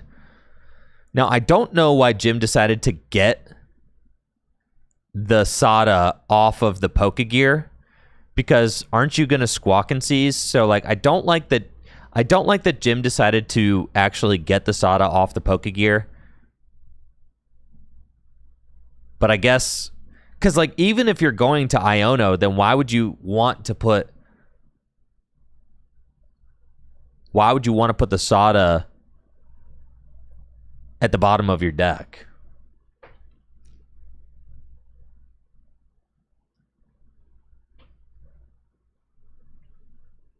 Looks like Jim's also got Pheasantipity. And then...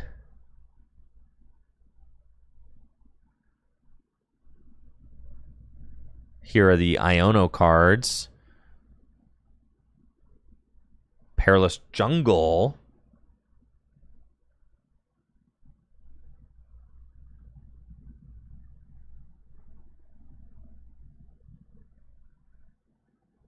And then with the Brute Bonnet, can inflict poison thanks to the Ancient Booster Energy Capsule attached to the Brute Bonnets. And then with Toxic Subjugation, it's 5 more damage counters. And then with the Perilous Jungle, it's 2 more damage counters. So you've got 8 damage counters? It's freaking crazy. All right, Jim going to take the first prize of the game. And notably, since this knockout was not taken with damage, it does not trigger the Pheasantipity EX. So you can't use Pheasantipity EX to help respond to these early KOs with the Pecharunt. That is one of the benefits of this deck.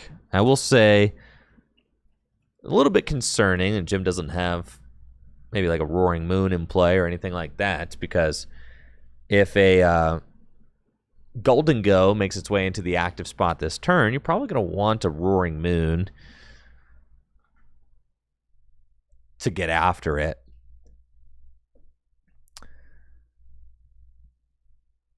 And it looks like Austin may just have Cypher Maniac pass this turn, unless he's got a Dracloak in his hand that would allow him to draw into the top card of his deck.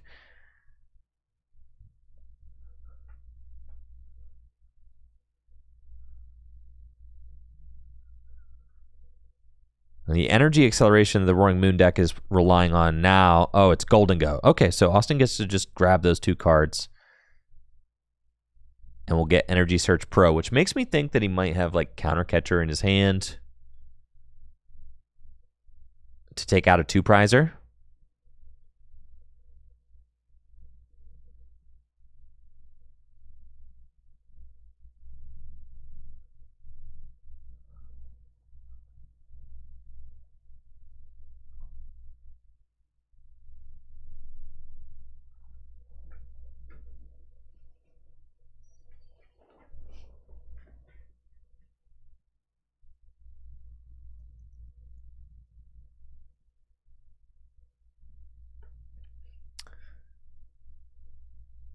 And now Austin's able to put all of those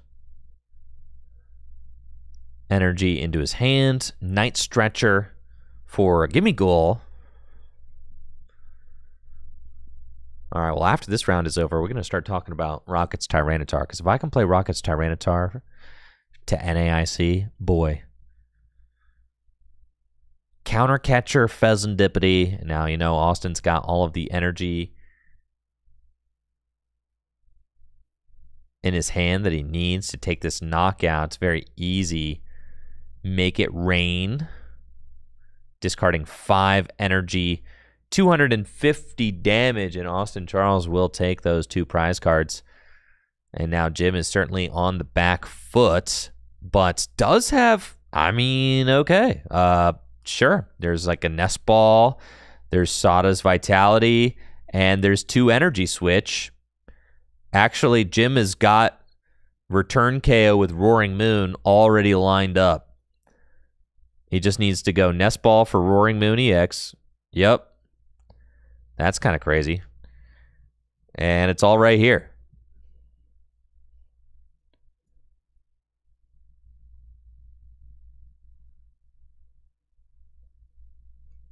Earthen Vessel as well. Can go get some Darkness Energy out of the deck.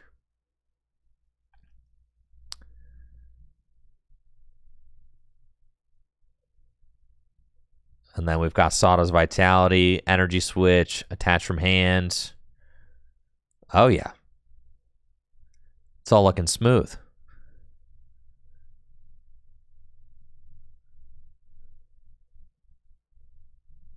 With Sada's Vitality, you get to accelerate a Darkness Energy. 2 Darkness Energy from your discard pile. Wait, what's going on? Energy going on to... Okay, so why do we put the Roaring Moon out?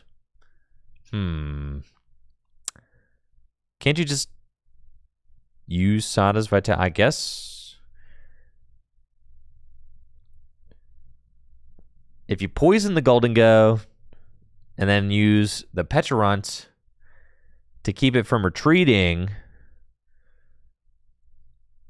I suppose you could get yourself to a board state where you knock out the Roaring Moon with, or you knock out the Gholdengo with Roaring Moon's first attack instead of the, let's see, what is it? Calamity something. Let's see.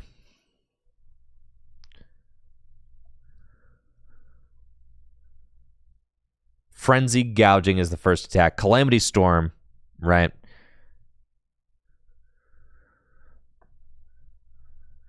So I guess maybe Jim is looking for a Calamity Storm knockout.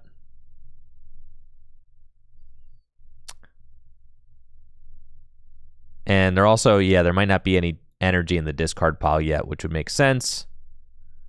So Sada's Vitality is probably not live yet, which is why we need to go in with the Pecharunt.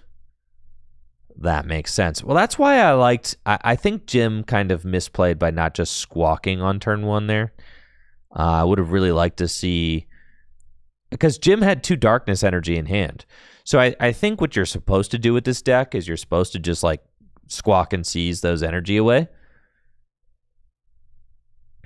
And then once you squawk and seize those energy away, then you've just kind of got them in the discard pile for your Sada's Vitality later on in the game.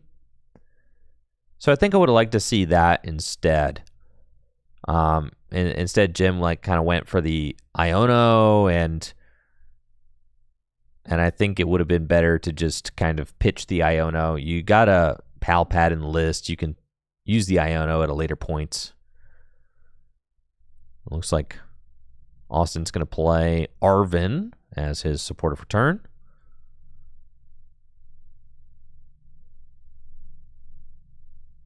And it does feel like Austin is very much in the driver's seat now. Should be able to close this one out. There's a lot of 2 prizers on Jim's board. Jim wasn't really able to leverage the early aggression there with the Pecharunt and the Roaring Moon to put Austin on enough of a back foot to really struggle to stream Gholdengo.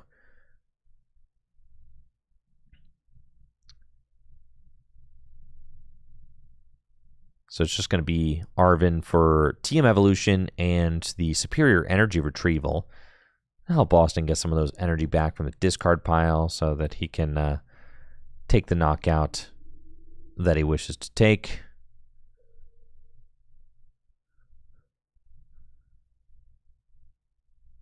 It looks like he was about to play Jamming Tower, but also maybe not. Maybe he actually wants to go TM Evo this turn.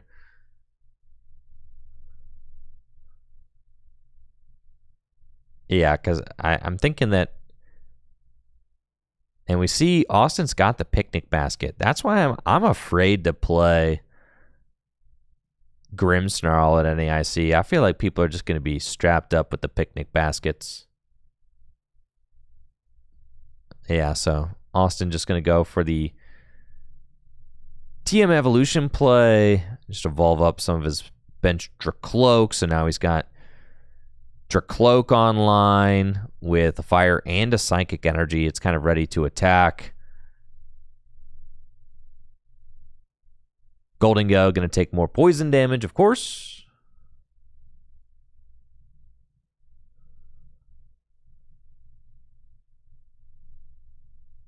And then let's see what Jim has in response.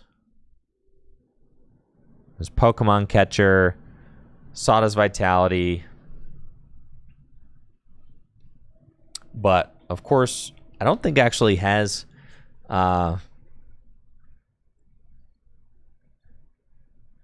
doesn't have a Darkness Energy in discard, so can't actually use Sada's Vitality right now. And Poison Chain is going to end up taking the knockout with the Toxic Subjugation ability and the Perilous Jungle all kind of adding up over the course of multiple turns to eventually knock out that Gholdengo EX. And let's see what Austin's got now. Nest Ball, Gholdengo getting the promotion.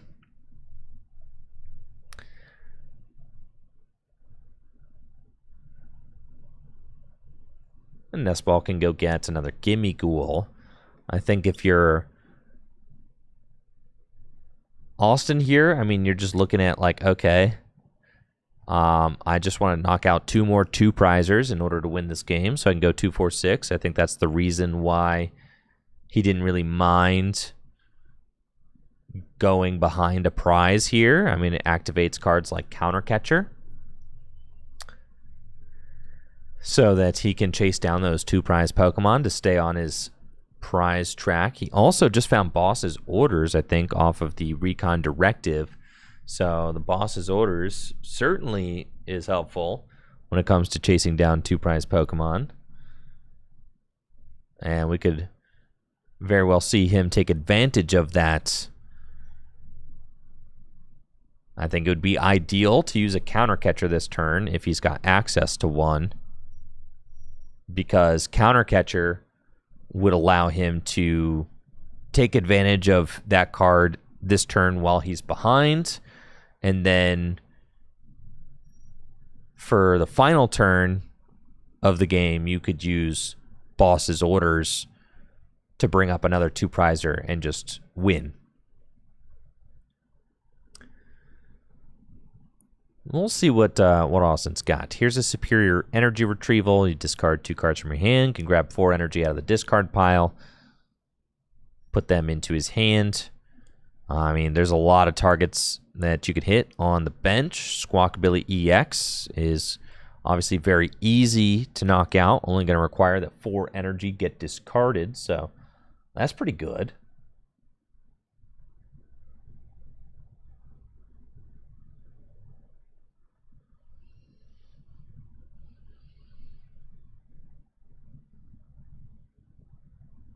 And here goes the Metal Energy to Gholdengo.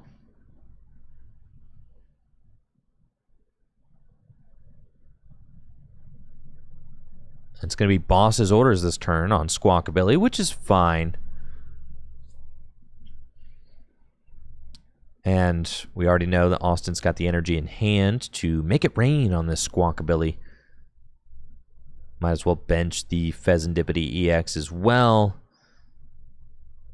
And then 4 energy discarded will be a knockout. We see 2 other superiors there in Austin's hand. And Austin's going to go down to just 2 prize cards remaining.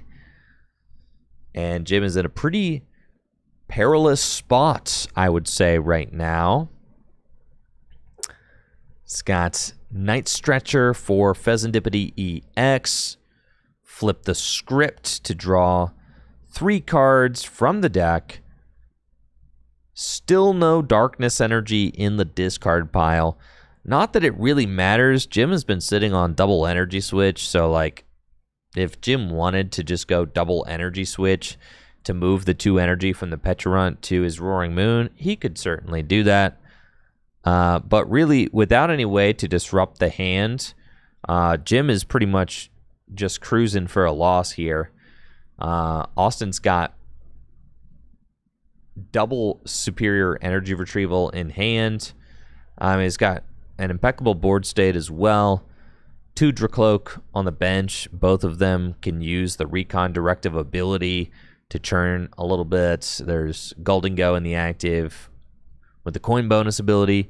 Fezandipity EX on the bench with the flip the script ability. It does seem like Jim probably just has more than he can overcome at this point going on. And keep in mind the Iono has already been played. So in order to recover Iono and play it, Jim would have to find his Palpad, which is pretty much not happening. Palpad is in the deck and has not been seen. So, and the flip the script's already been used. So that is not occurring right now. So we got another energy going on to Roaring Moon.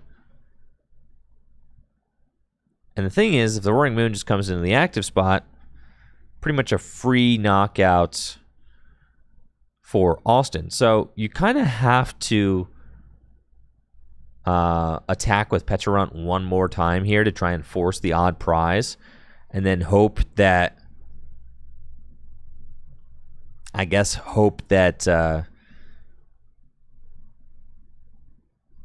this also works. I mean, if Jim can Pokemon Catcher successfully, I was gonna say Pokemon Catcher. Oh yeah, this wasn't gonna be the play I was thinking. If you can Pokemon Catcher a Gimme Ghoul and knock it out with Pecharunt, and then go boss for game with Roaring Moon, then you actually win, right?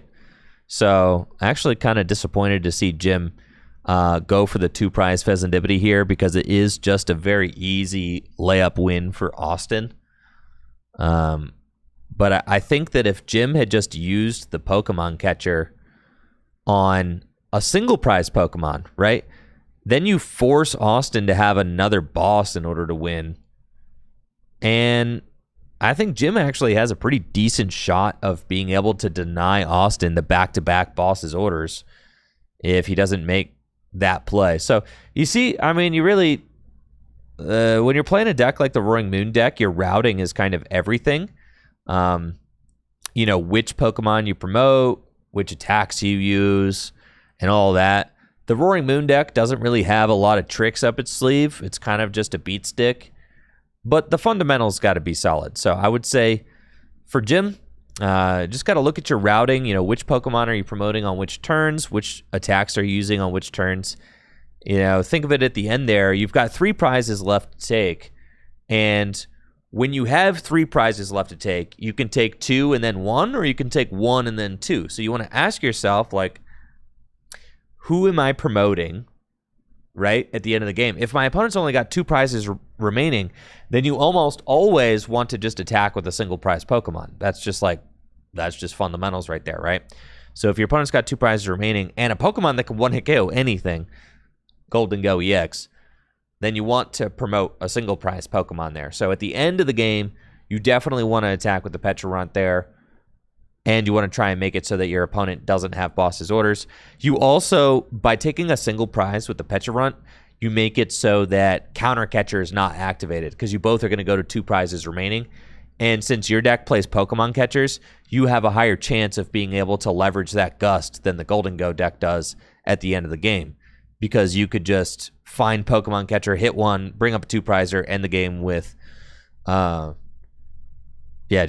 end the game with Roaring Moon. So I actually wasn't like terribly dismayed by the Roaring Moon deck's performance there. There certainly was a route to be able to win. There definitely was. I just think that Jim needed to think through those turns a little bit more. All right. Chatters, tell me about the Tyranitar deck.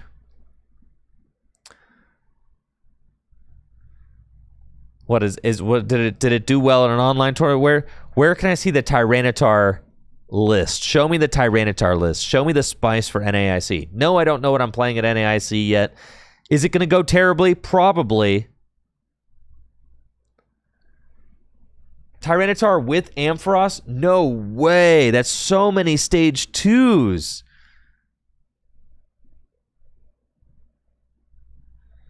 There's so many stage 2s. It can't possibly work. Rocklock, I know Rocklock, but this is like year 2025. Pupitar gets you your guy with its attack. All right, here's the thing about Tyranitar. In standard format, you are not beating a single deck that plays Monkey Dory, are you? You're definitely not going to beat the Grimmsnarl deck, right?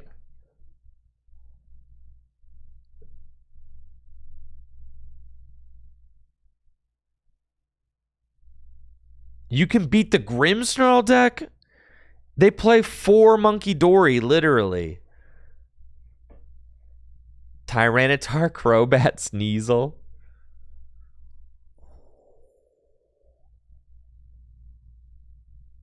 Yo.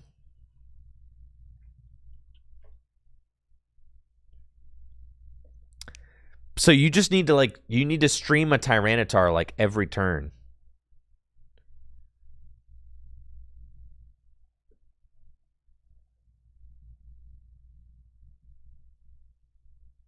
Which means that you need to, because you're going to be using Pupitar to do explosive evolution. I've been trying to like think in my mind if this deck was like playable, but I don't think, it just doesn't seem like it is.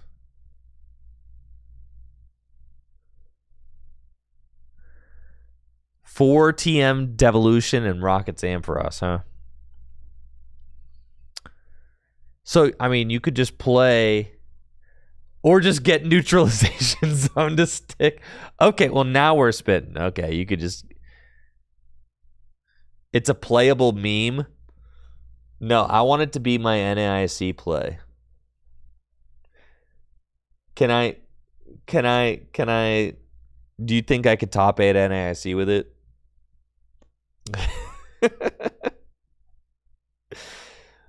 Actually, screw top 8. I'm not trying to get into another top 8 and lose. It's got a top 4 NAIC, actually. Can we top 4 NAIC with it? Listen, if I dedicate one solid weekend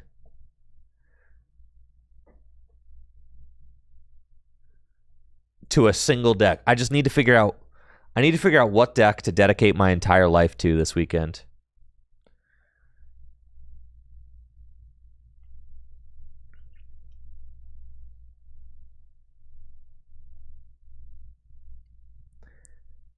I know. It's so hard. It's just so hard.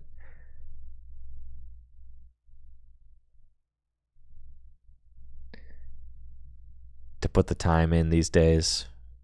It's like we're already, you got a kid at home. We're already sleep deprived as all get out. It's just tough, It's tough. The late night gamer days are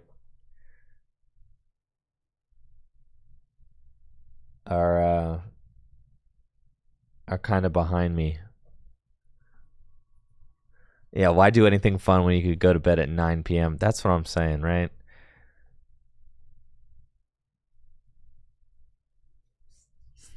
Yeah, I don't think that... All right, no. So Rocket's Tyranitar off the list. I need a deck that I can play and win NAIC with. All right. This is crazy. I was thinking about Zoroark. So this is just like a weakness toolbox deck because you got the 4/4 Spidops and you got the Zoroark. But the Zoroark just here. 2 to Denny. What is going on here? This is a control deck?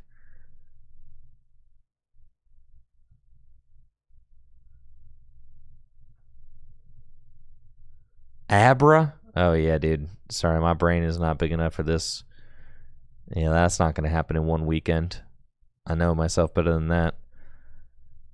The thing is, if I really get into a tough spot and I don't know what to play for NAIC, I could definitely roll up with Joltik Box, or I could roll up with the Roaring Moon Donk deck, and both of those decks are extremely straightforward, and I would have no problem. So, I could absolutely play one of those.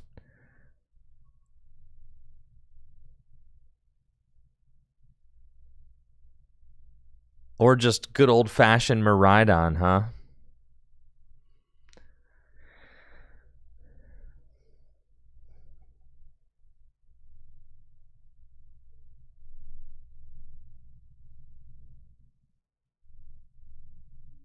I did think that this list was really cool.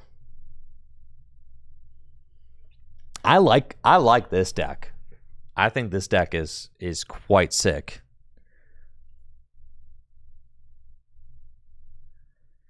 Like, some games you're just going to win because you get the turn 1 Pecharunt.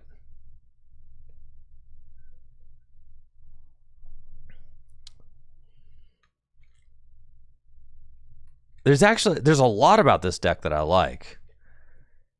It starts attacking and putting damage on before every other deck. So many decks in standard format right now are going to choose to go second, and that means that you just get to go first every game. And you get to go turn one, poison. You know, if they start alone Ralts or whatever, you just win. They start alone Dreepy, you just win. And that's pretty hype. And then you've got Roaring Moon EX for the mid game, can take down anything, and you've got Blood Moon Ursaluna for the end of the game. It's crazy. The whole deck, it just makes sense. You take your early prizes with Petrarunt, you take the big thing out with Roaring Moon, you clean up the scraps with Blood Moon Ursaluna. It's the perfect race 'em down deck. You play 3 Pokemon Catcher, you play the 4 Carmine, the 4 Sada. Yeah, I'm kind of into this.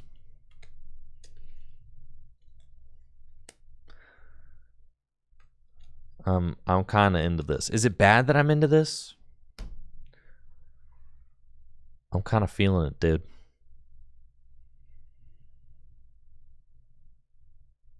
It's either that or what? You play Guardy. I mean, there's like so many. Guardy is a deck. Grimmsnarl. The way I look at it for NAIC, it's like it's Guardy, it's Grimmsnarl. I don't think that Dragapult has a good enough Guardy deck. I don't think that Dragapult has a good enough Guardy matchup to warrant playing. I mean, that's just me. I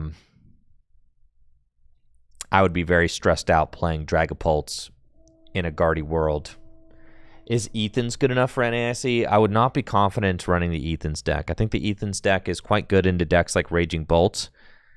The Ethan's deck is quite good against decks like Flareon. It's just good against decks that don't spread damage. But you're probably going to struggle with like... You're probably going to struggle against like Gardevoir and Dragapult. So, since Gardevoir and Dragapult pretty much rule the world... I would say no. The Ethan's deck is probably just gonna be not able to beat the deck like Dragapult's.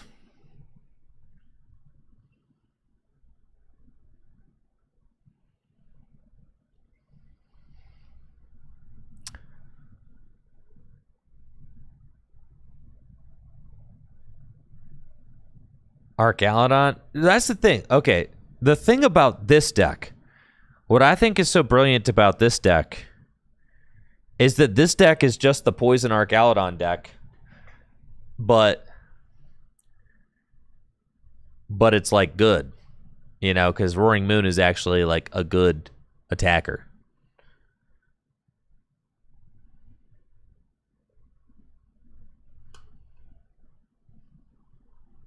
All right, I got to put the list into the Pokemon Trading Card Game Live. That way I'll actually test it. I don't think I have a... Don't get excited, guys.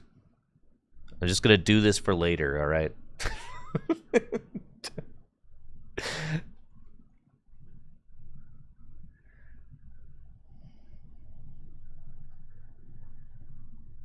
Don't get carried away here. Don't get carried away.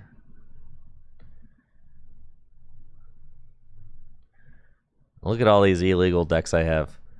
Is there an easy way to remove like every single deck from my inventory? None of them are legal anymore. It's probably just look at all this. I'm deleting new deck 118. Oh, new deck 117. I miss you. New deck 114. I miss you too. New deck 115. Dang. New deck 113. Pour one out. New deck 112. Sorry, new deck 112. New deck 111. Sorry, new deck 111. New deck 110. Goodbye, new deck 110. New deck 78. Man, good times, new deck 78. Yeah, new deck 109. Goodbye, new deck 109. New deck 108. Yeah, new deck 108. Goodbye. Return of the Reggies. Goodbye. Goodbye. Man.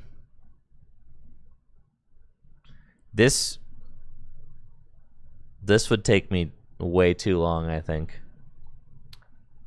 But I need to start putting, like, a dent in it, right? There's too many. And not a single one of them is legal. These are all, like, decks from last year that I need to get out of here. First time I've opened the app in 6 months. Not true. I opened it to play Gym Leader Challenge during the trainer trial. I did a TCG live stream for the Gym Leader Challenge trainer trial.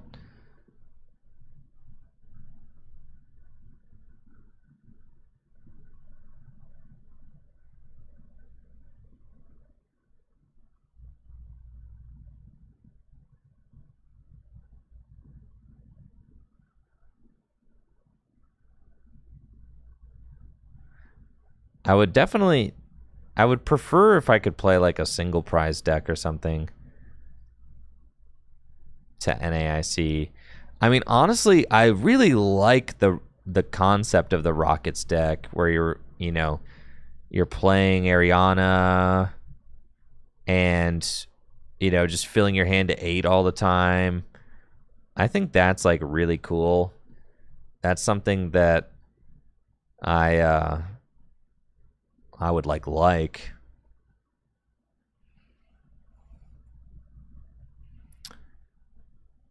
I also like the Rocket Spide Ops, grass Pokemon. I mean, hit Grimmsnarl for weakness. That's nice. Hit Charizard for weakness. That's nice. But why is the Mewtwo deck, why is it consistently so bad? I probably can't beat like Gardevoir. Gardevoir is probably holding it back.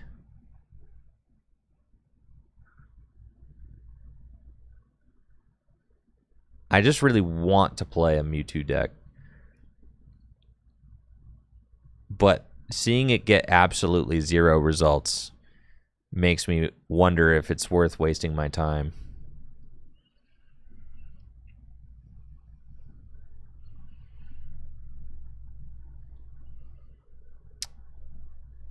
But is it wasted time? Why can't I delete that deck? My active deck cannot. That's not my active deck. That's not my active deck. All right. Whatever, dude. Can you have 2 active decks at the same time?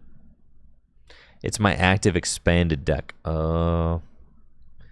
Got it. I see.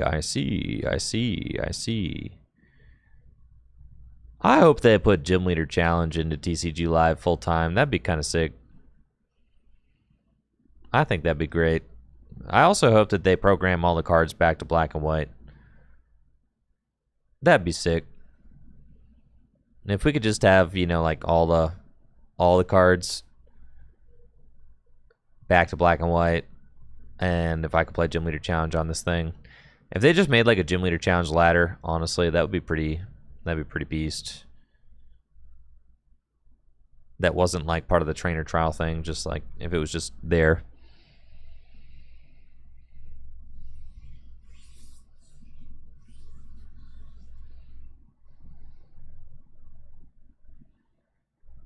Oh, there's the Ethan's deck. Okay. Well, thank you guys for hanging out with me while I trim my deck collection down. Good God. There's so many bad decks we created on stream together, chatters.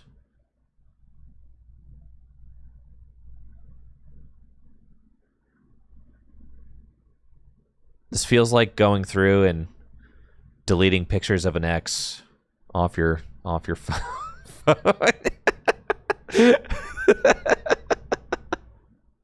It's like, yeah, well, no, not gonna need those anymore. Not gonna need this. Goodbye.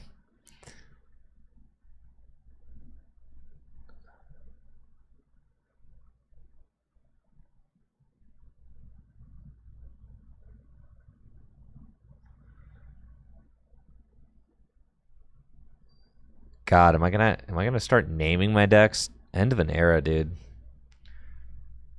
I gotta say, my lack of organization on TCG Live has certainly made it so that I don't want to even open the app at all on my phone because it's unruly here on the desktop.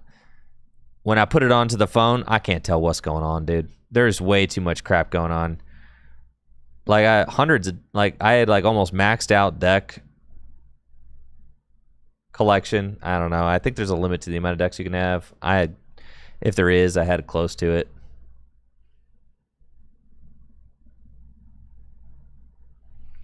Natalie says I cannot start naming them. What the heck?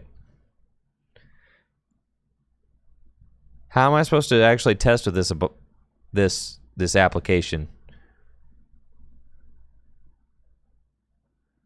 if I'm not organized?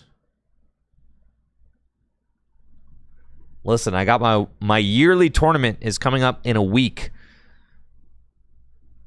I gotta get some reps in.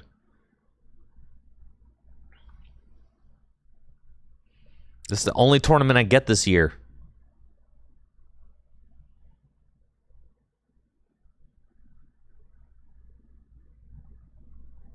I'm gonna have to boot camp with the homies. All right, look at that. Beautiful. Okay, do I have everything? Looks like I've got everything.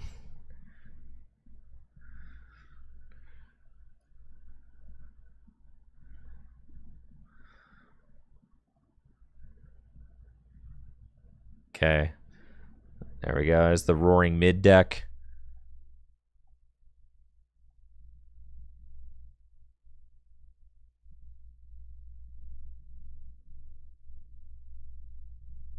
Let's get some swag on the deck, folks.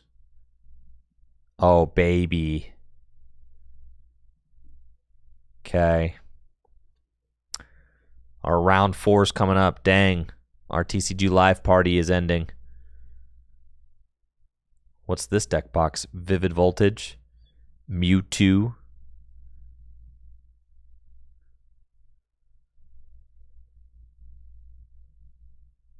How about my coin? How about my sleeves? Well, it's got to be the Pecharon sleeves.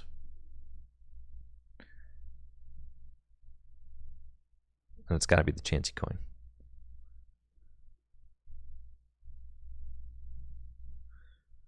Sure. Cool. I've got one deck now. Built. All right, let's get back to the task at hand, folks. It's game time.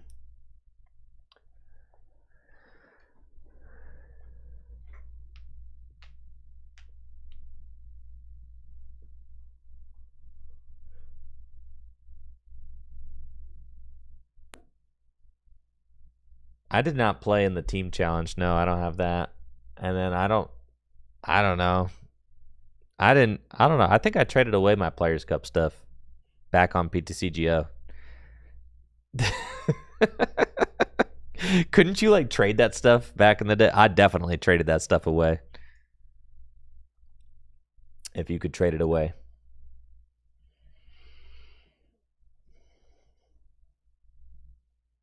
For one Layla.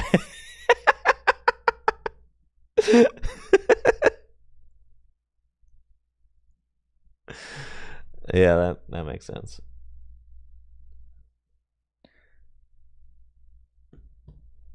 But these players are 2-1 tonight. Round 4 of GLC League. Let's go.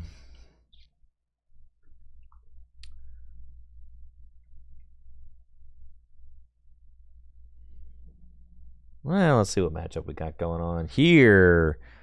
Joe Rowe on the left, Ben Peacock on the right. Both these players are 2-1, fighting for a spot in our top 4 this evening. Top 4 players do get to take home some awesome prizing. Again, with 24 players in the house tonight for our standard league night. We have got first place taking home $125 store credit, second place $65 store credit, and third and fourth place each getting $25 store credit. Looks like Ben is playing Dragapult, Charizard, and Joe's got a Terrapagos in the active spot. So let's see what this Terrapagos becomes, or what this Terrapagos deck becomes, I should say, as they get started. Why is he so big? Why is my Terrapagos so gigantic? Terrapagos, can you please chill out? That's just ridiculous. You're making a scene here, Terrapagos. This is like one beef that I have is like this like card API that I use or whatever. I don't know what it is. All the card scans are not the same size for like whatever reason. Like you always encounter some random set will just be like all the cards will be a different size.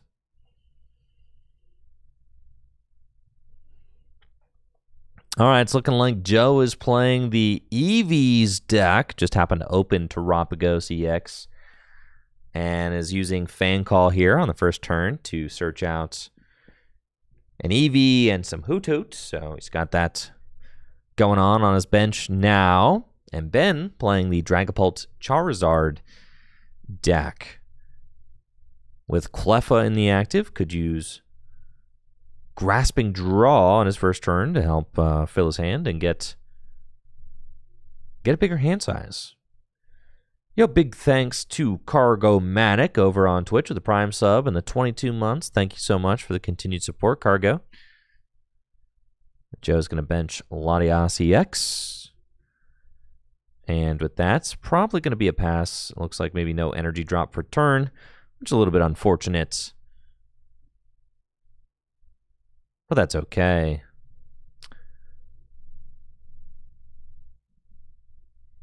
Ben's got a nest ball of his own, so can use that to check his deck and check his prizes.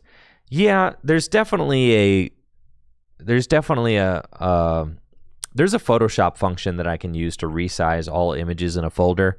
I can create a little Photoshop script. There's like you can batch process things in Photoshop to do that. It's just like the annoying thing is that it like doesn't happen like enough that I've committed to doing the batch process, right?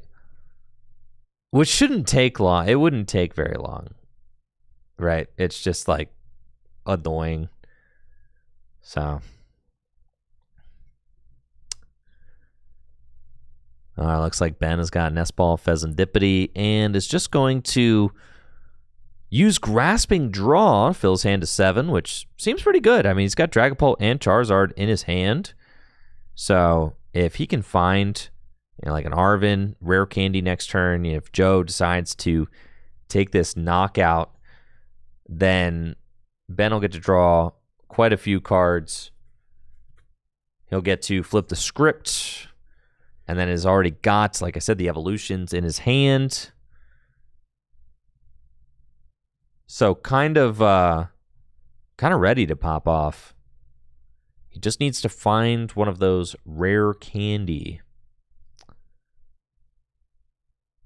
And it looks like Joe is using a Jewel Seeker to go search his deck for 2 trainer cards. Put those into his hand, which he can do thanks to the Terrapagos in the active spot, fulfilling that Terra requirement on his board. It's probably just got to be a Crispin. I mean, it's definitely a Crispin, right? And that is the thing that's a little bit, unfortunate about the Flareon decks, is that you just have so many of these game states where you just have to play Crispin. Like you didn't get an energy drop or something like that. You just don't really have a lot of flexibility with what your supporter option is for turn. So you kind of just like have to play with what you find. This is actually pretty solid. Joe, since he has the Latias in play, has got Crispin and Terra Orb off of the Jewel Seeker, and then can use Crispin to accelerate 2 energy to his Flareon EX. Flareon EX got that Burning Charge attack. You search your deck for up to 2 basic energy and attach them to one of your Pokemon. But it actually looks like Joe is not interested in going for the Flareon attack. I really would prefer to see him, I think, use this Burning Charge. If he's got a Stadium in hand, I guess he can just attack with Fan Rotom, but if he doesn't have a Stadium, then the Fan Rotom is not going to be able to attack. I guess the problem with Joe's board is he doesn't really have a Pokemon worth accelerating onto, which I guess would explain why he's maybe going for Fan Rotom instead.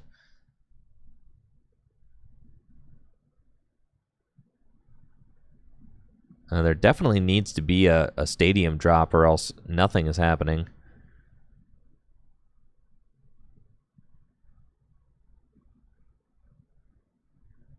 Oh, okay. I guess we're still retreating into Flareon. And it's going to be Sparkling Crystal.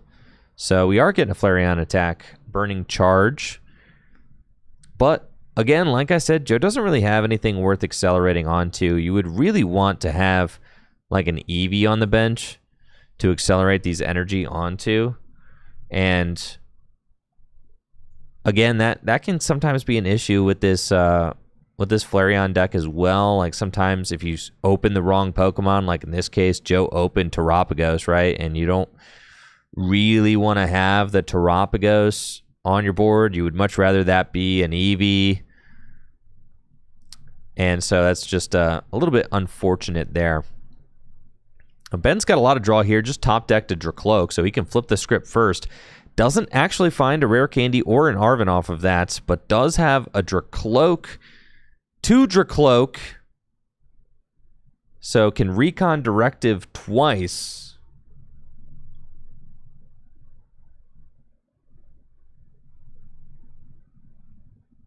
To dig even deeper. And here's another Recon Directive. Yeah, still not a lot. Kind of just looking at an Iono turn from Ben.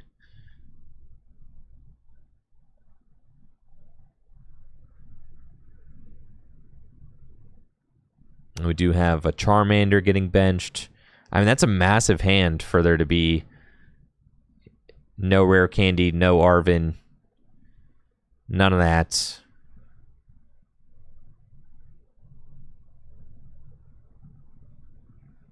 Looks like Luminous Energy maybe getting dropped.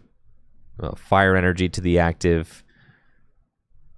Maybe a TM Evo to the active as well. You could evolve up a couple of Charmeleon, which might be nice. And it looks like Ben, yeah, not going to choose to use Iono this turn. Instead, just going to use TM Evolution to go get a pair of Charmeleon for the bench. I think I like that play. This seems solid because now the board is just very stable. Joe wasn't really able to capitalize on that turn 1 Burning Charge by getting like energy on a high impact Pokemon like Sylveon. Instead, it's kind of just that energy on Terrapagos, which is not really your premier attacker in this matchup. Joe does have Ultra Ball, so can discard, looks like discarding a Sylveon and a Counter Catcher. And we may see another Noctowl, and at this point, it's like, okay, well, you kind of need Area 0 Under Depths so that you can expand your bench further. Because you've got a full bench now, and it looks like you're gearing up for another Burning Charge, and you really don't want to waste a second Burning Charge to nothing.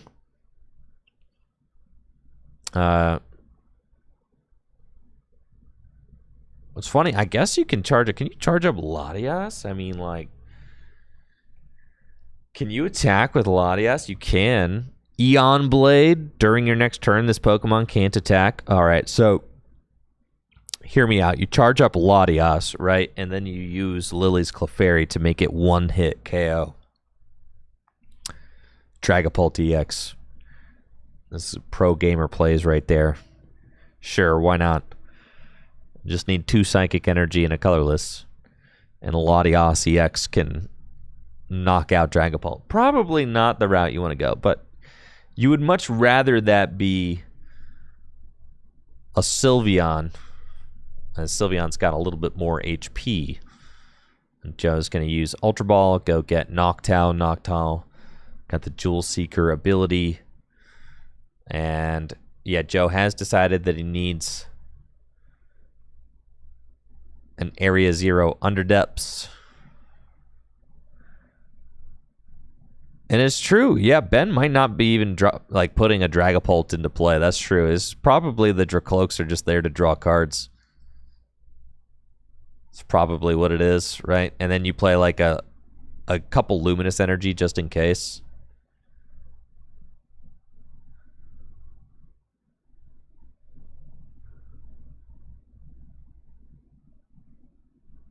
So, off the Noctowl, Joe has got Area 0 Underdepths and Buddy Buddy Poffin. Buddy Buddy Poffin can go get Eevee and Hoot Hoot. Pheasantipity EX also getting the bench there. And then we've got another Burning Charge coming right up. 130 damage will knock out the Dracloak. Boss's Orders, supported for turn. I think I like saving the boss.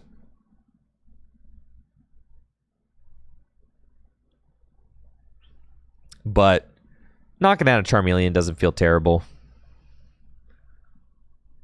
It just does feel like that could end up being a high-value card later on in the game, as Joe tries to figure out how to deal with the big Stage 2 Pokemon to win. I mean, Boss's Orders on Pheasantipity is certainly a big deal. Also, Boss at the end of the game could put you in a scenario where you can use Boss's Orders and then Sylveon to shuffle your opponent's Stage 2 Pokemon back into the deck. That could certainly turn into a play as well. Something that you're always trying to keep your eye on is when can I use that Angel Light attack to shuffle 2 of the opponent's benched Pokemon back into the deck.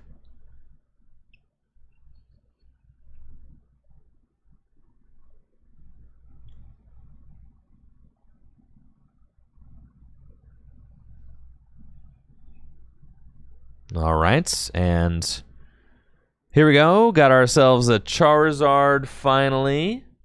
Infernal Rain. Going to accelerate 3 fire energy from the deck into play.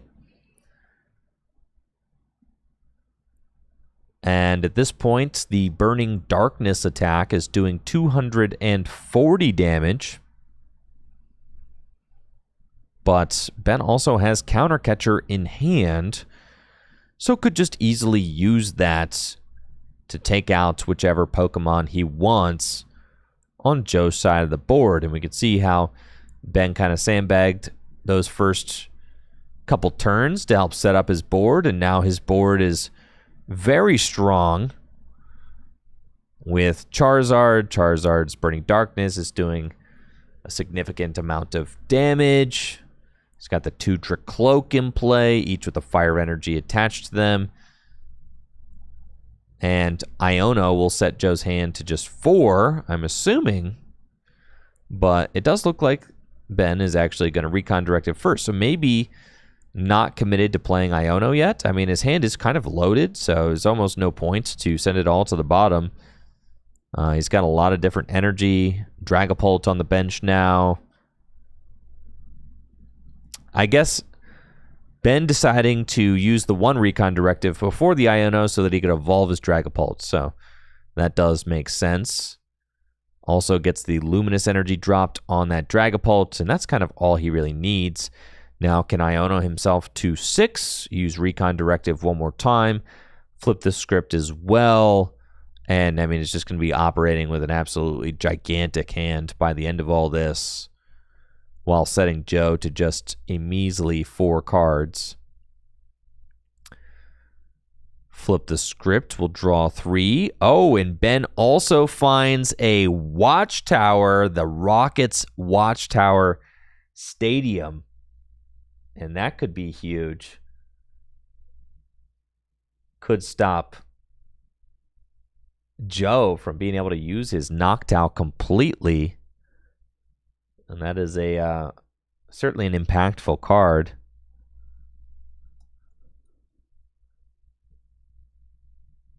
For this matchup against any deck running the Noctowl engine.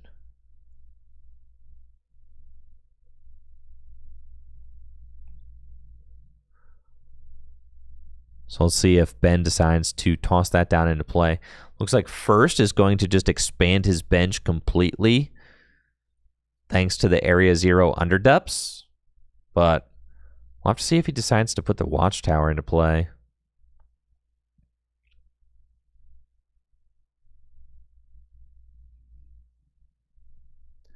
And there it is, the Rockets Watchtower, a stadium card. It makes it so that no colorless Pokemon's ability. See, why are you so small, bro? Oh, it's because I just changed the size of this for the Terrapagos. It's fine, we're back. The Rockets Watchtower. Making it so that both players have to discard their bench down to 5.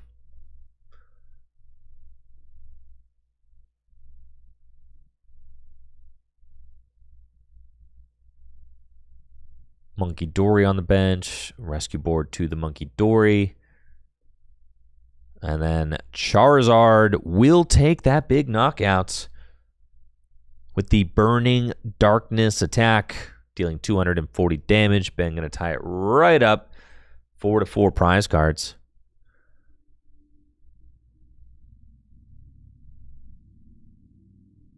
And now Joe in a really tough spot. Does have flip the script, so it can draw 3 cards that way. But keep in mind, Noctowl is not a bailout. So it'd have to just find the cards that he needs. Crispin is the supportive return. Get to accelerate an energy into play. Put another one to hand, so long as there's 2 different types of energy in the deck. And I think, is it just 2 lightning? Is that just 2 lightning in the deck? I see. I think so. Those big E-Reader energy are not hard to miss. And I believe it's only 2 lightning energy in Joe Rowe's deck, which means that Crispin will not be able to accelerate one of those into play. Joe will just have to attach the one that he finds from hand for turn. So yeah, no energy acceleration from Crispin. And I think Ben is kind of rubbing his hands together like, oh, baby, yes, I see.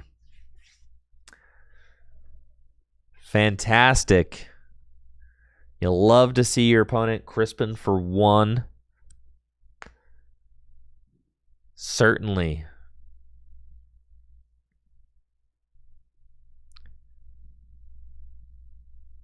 The 1 energy, does he have a play? It's one of those situations where you kind of wish your deck had the Leafeon, and there it is, but Joe wasted his crystal on the Flareon earlier. So Leafeon is here. I mean, Leafeon would easily one-hit KO this Charizard, but Joe does not have the grass energy available for Leafeon EX. That is devastating news for Joe. Leafeon's got the Verdant Storm attack, does 60 damage for each energy attached to all of your opponent's Pokemon. And Ben has got a lot of energy in play. 1, 2, 3, 4, 5. So That's 300 damage times 2, 600 damage. Yeah, the Charizard would be super dead. But instead, Joe just goes up with an attack from Flareon. Try and help set it up for a knockout the following turn. Tied at 4-4 prizes, though, so no counter catcher plays right now. And we'll see if Ben is able to maneuver around this Flareon.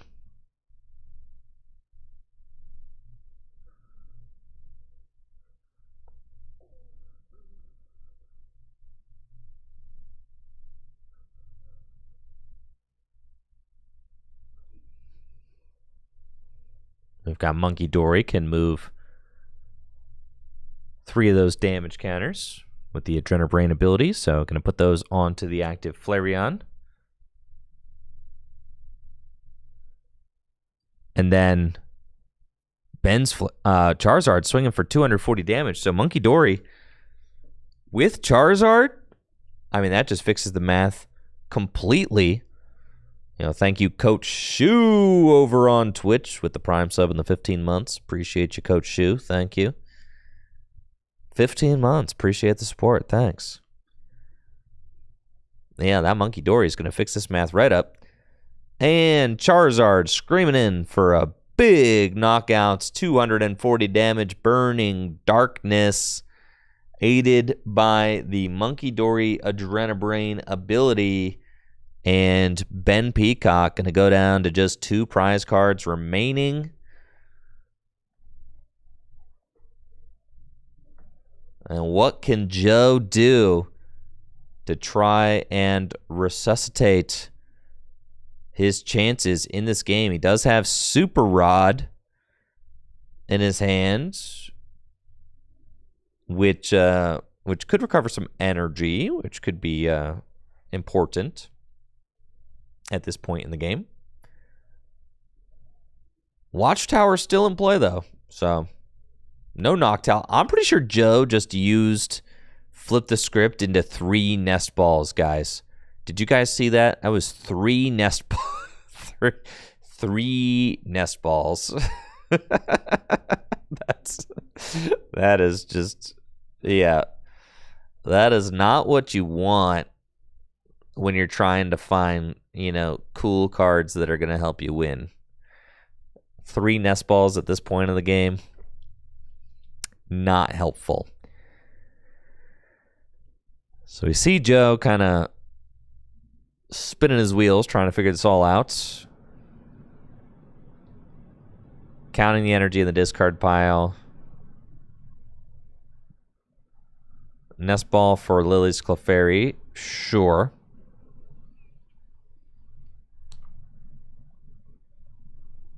And the lack of grass energy. I'm sure when this game ends, we're going to see the prizes flipped over and the grass is going to be there. And it's going to be not the grass, bro. The grass was prized. All right, Super Rod.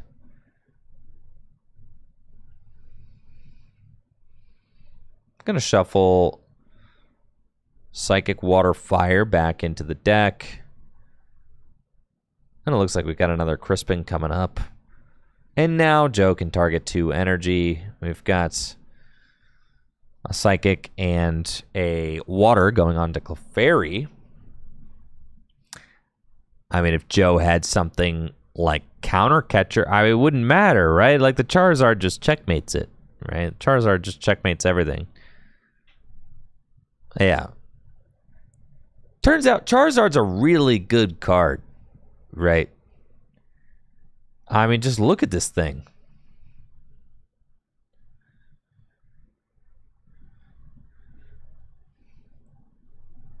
All right, Lily's Clefairy going to come up, and Ben Peacock will just take the win with Dragapult, Phantom Dive for KO and game.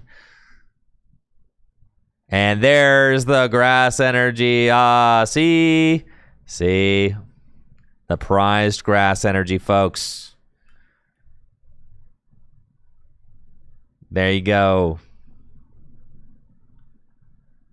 GG's. Ben Peacock advancing to 3-1. Chase Juicy enjoying a nice icebreaker there. There he is.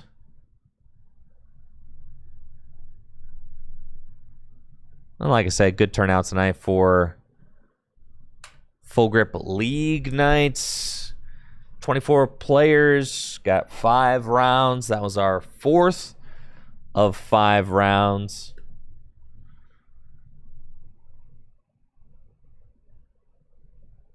All right, dude. Who's trying to farm?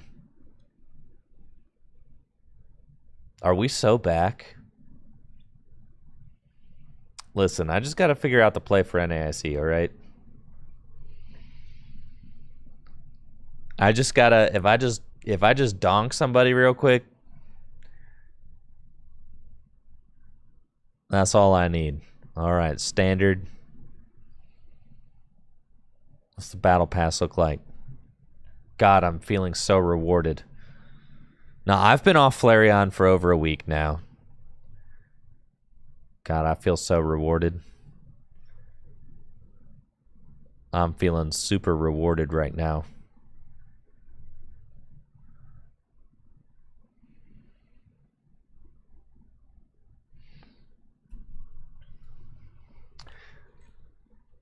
Let's go, baby. Casual? I don't want to be on the casual. I don't want to be on the casual ladder. I want to be on the ranked ladder. Oh, well, that's fine.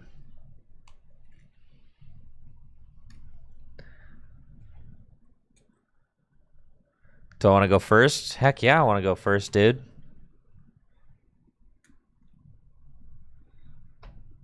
What do you think this is?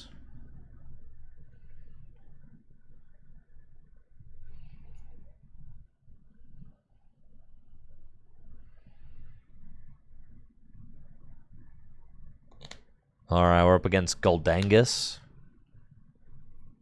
That's fine. Dang, look at the texture on that secret box. Oh, baby.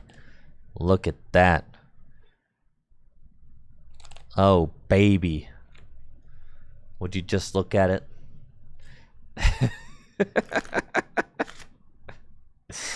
Oh, baby. Let's go. How long am I expected to wait for my opponent to set up? Yeah, go ahead. Finish it up. That better be that better be just like a gimme goal, and we could just go on to the next. I would like to take my 5, please. You lose the game, literally. This is what I'm playing for NAIC. I hope you guys are just keenly aware of that. There is no question. Bro, it's so free.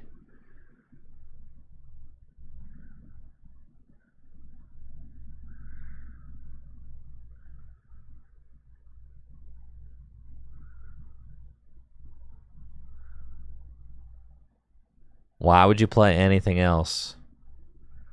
So this, yeah, you just poison them and you retreat, right? That's it. Yeah, that's pretty simple. I'll put that in play too. And pass. Boom. God, I'm so alive. Ah.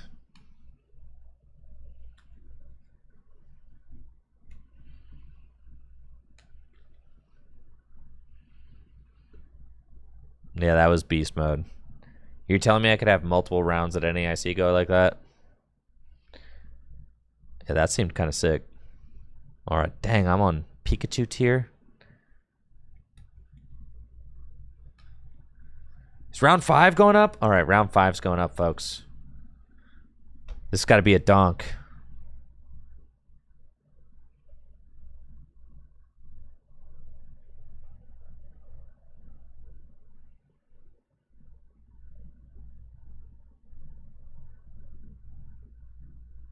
All right, who do we got? My opponent's going first. I'm already off this. My opponent's going first. Playing the Ethan's Adventure deck, dude. All right, we got to get out of here, guys. Duty calls. Let's go. Round number 5, Full Grip Games League coming right up. Let's go, baby. Let's go. We got Ben Peacock on the right. We've got Austin Charles on the left.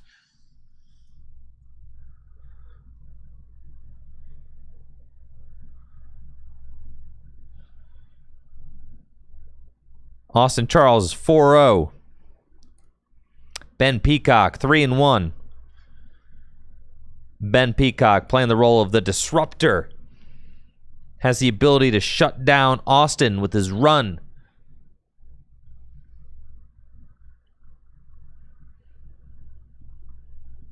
Can it be done?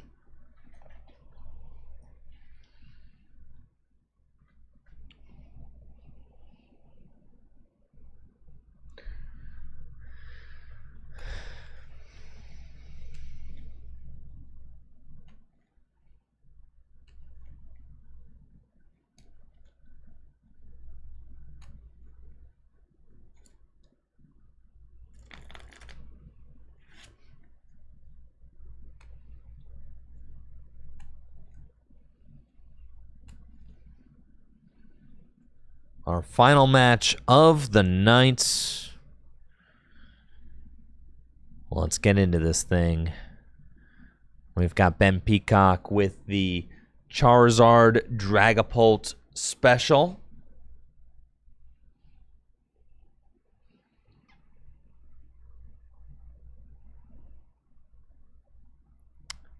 And Austin Charles was, what was Austin playing again? I don't know. We'll see. It'll come back to me.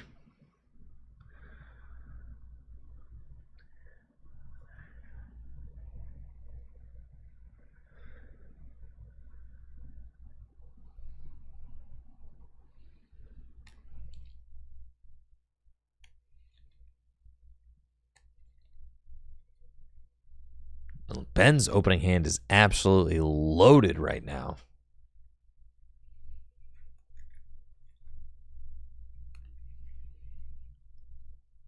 And our final round is underway here at Full Grip Games.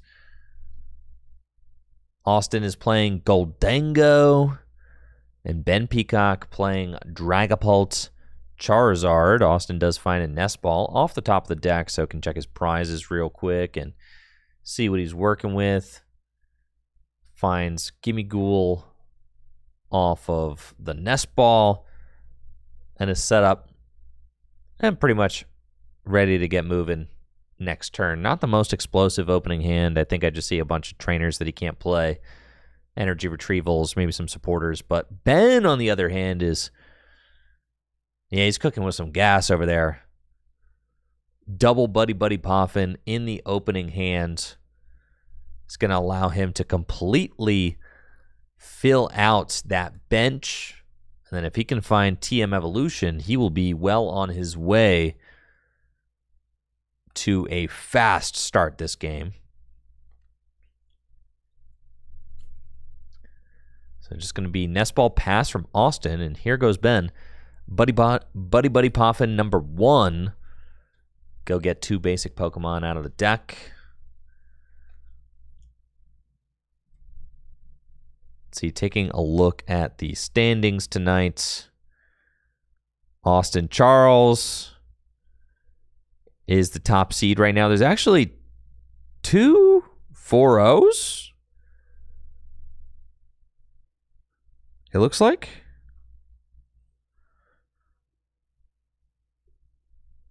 Austin Charles is 4-0 with an opponent's win percentage of 56%.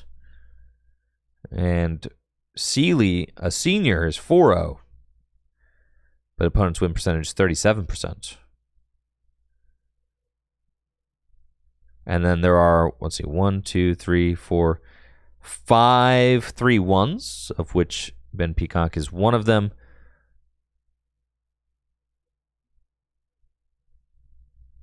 Sabrina is 3-1. Actually has some Oh no, Sabrina is 2/2, but has great resistance.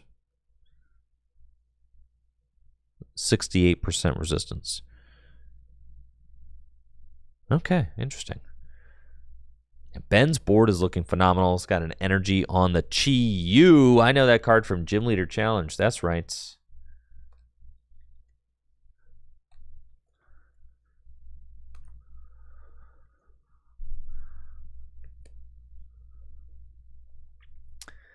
Chi-Yu's got an attack. Accelerates up to 2 fire energy from the discard pile to one of your bench Pokemon. And then its revenge attack does 140 damage if one of your Pokemon was knocked out the previous turn. So Ben just gets energy drop onto Chi-Yu. It's going to be looking for a TM evolution off of these 6 cards. If he can find it. It does not find a TM evolution, unfortunately. In fact, this hand is pretty terrible. It's almost like, you know, you wish you'd saved room for Cleffa or something.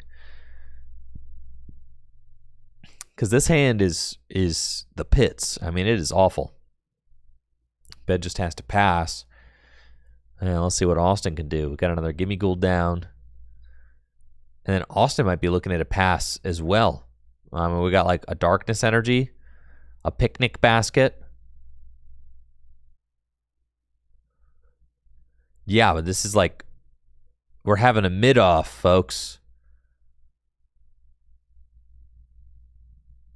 Oh, yeah, we are.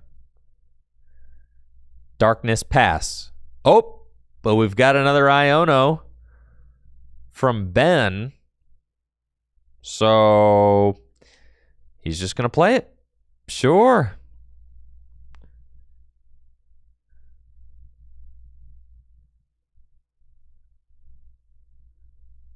And I do think Badoo would have been a pretty good choice for Ben with how slow Austin's going. But the Chi-Yu, I mean, the Chi-Yu is going to go crazy against Ben's deck. Chi-Yu just hits for fire weakness, right? So, like, it's a single prize Pokemon that can one-hit KO Charizard. Or not Charizard, can one-hit KO Gholdengo. Sorry. Yeah, let's check this guy out. Look at that glorious card.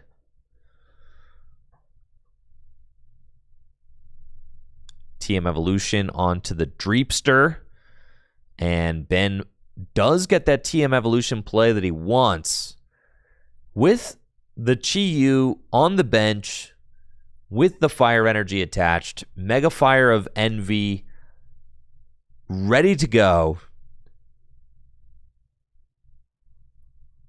Yeah, that is intimidating for sure. Austin has got Buddy Buddy Poffin now. Go search his deck maybe for a pair of Dreepy. You know he's kind of got to be sweating a little bit with the Chi-Yu on the bench. Pretty much ensuring that if a Gholdengo makes its way into the active spot, it will get destroyed instantaneously.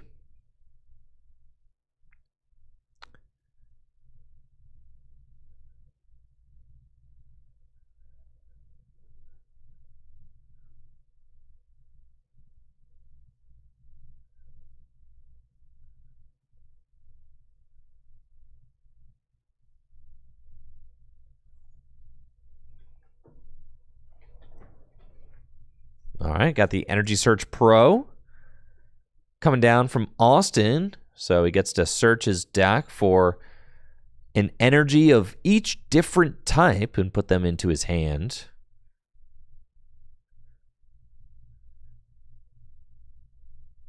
Which is, of course, quite good.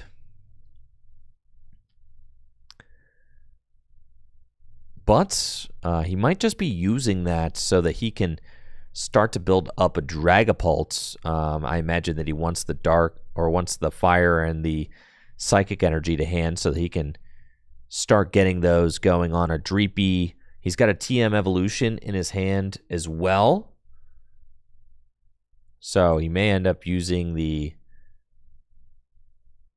TM Evolution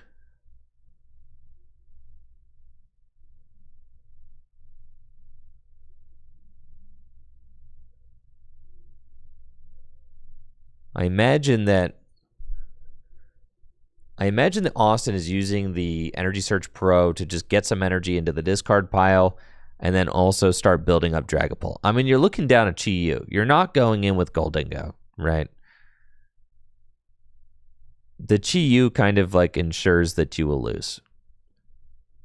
It's going to be a horrible trade for you. So I think that he probably wants to fast track a Dragapult. And if he wants to fast track a Dragapult, that means he needs to attach a Fire this turn and a Psychic the following turn. Or vice versa, or whichever, right? So he probably... I thought he was going to use Evolution this turn, so maybe I'm incorrect. Because if you use Evolution after Cypher, I mean, he can only draw one of those cards with Cypher right now unless he uses Gholdengo. Now, what he might do is he might use Cypher. I don't hate this play. If you use Cypher, retreat into Gholdengo, and then coin bonus into both those cards, and then you could, I guess, use Gholdengo to evolve one of your benched Dreepy. He's just in like kind of a weird, crunchy spot.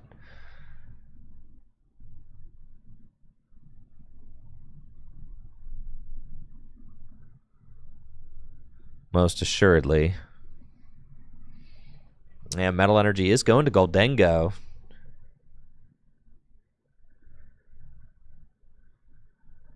He's got the switch, so that is really good. And then, yes, we'll get to draw both these cards with coin bonus, and then you've got the second Gholdengo, coin bonus again, and then we'll Evolution. Yeah, so is just going to leave this Gholdengo in the active, wants to get his 2 Dracloak established, which makes sense. And then the one thing I didn't love about this line is that it doesn't get an energy onto a Dracloak this turn. Which I think he could have done if he just decided to use Evolution with the Monkey Dory instead. But Austin is saying that he values the Monkey Dory more than that, so it's going to send the Gholdengo up anyways, which could end up making up for the time regardless, because Gholdengo is not going to get knocked out in one hit this turn. So, so he will have 2 turns to manually attach to Dragapult because of the Gholdengo being in the active spot anyways. He also used Cypher to stack Boss's Orders, and with the Boss's Orders stack, he may actually get to soak a hit and then potentially pounce on a Pokemon EX.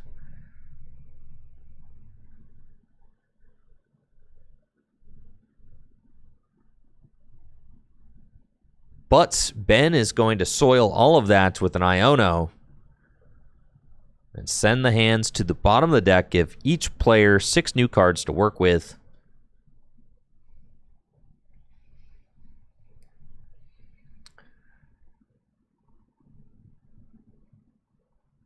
Ben has used both of his recon directives already. Doesn't? Okay, I was going to say, it does have a Charizard. Can get rid of the Watchtower for sure. You don't need... Why are we keeping the Watchtower? It's not like Austin plays any colorless Pokemon in his deck. Maybe Ben just wants to keep a... I guess keeping the Counter Stadium is good, because if Austin's Stadium is Jamming Tower, maybe you want your tool to work. So that's probably the reason there.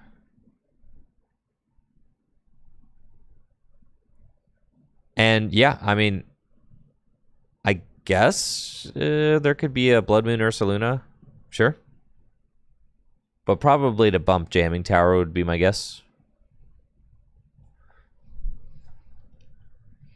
And then Ben will evolve into Charizard and use its Infernal Rain ability to accelerate up to 3 fire energy into play. It's always a little scary sending a 2-prize Pokemon up into Gholdengo. You don't really know if it's going to get destroyed or not, right?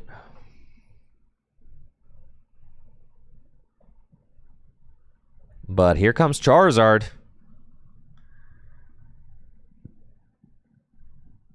Swinging for 180 damage with Burning Darkness. The question is, Austin is down as Energy Search Pro, just got all of his energy shuffled to the bottom of the deck with Iono. I think it's a pretty safe time for Ben to go in with Charizard. The odds of Austin being able to get 7 energy to hand to take this knockout, probably pretty low. I think there's only 2 energy in the discard pile from what I remember. So it's not really enough to get the massive 1-hit KO that Austin would need to reach for. He does have Arven, which he's choosing to play before using any of his draw options, which seems a little strange. But I guess if he wants to reorder his deck, that would be the reasoning. If you wanted to reorder your deck before using all of your draw outs. I still don't know that it's possible for Austin to take this knockout. You've got Earthen Vessel, and then you're going to get to draw 1, 2, 3, 4, 5 cards. So you don't even want to play the Earthen Vessel first. You just want to draw 5 cards. You reorder the deck. You know you just shuffled some energy to the bottom of the deck the turn previous with the Iono. So you play the Arven, get the Earthen Vessel. Earthen Vessel comes to hand. You reorder the deck. You draw your 5 cards. You're looking for energy. And there's 1. Okay. And we just keep digging. Can we find a second? No. There's a boss and a counter catcher, neither of which are working. Well, I mean, boss works, just Arven's already been played. So take the boss. And then it's got 3 more cards to draw. I really don't think it's happening. Coin bonus for 1. A Night Stretcher. Yeah. And coin bonus for 2. A Buddy Buddy. Yeah, no. So absolutely not.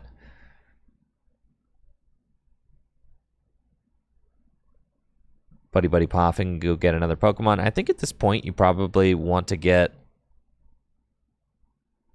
an energy drop onto... Well, I guess you only need 6 energy with the Monkey Dory. So, I mean, probably closer than I gave him credit for, but I still don't think he's there. Because with the Superior, you can get 2. With the Vessel, you can get 2. And then I think he found 1. So I think he's 1 short. Yeah, I do think he's 1 energy short, right?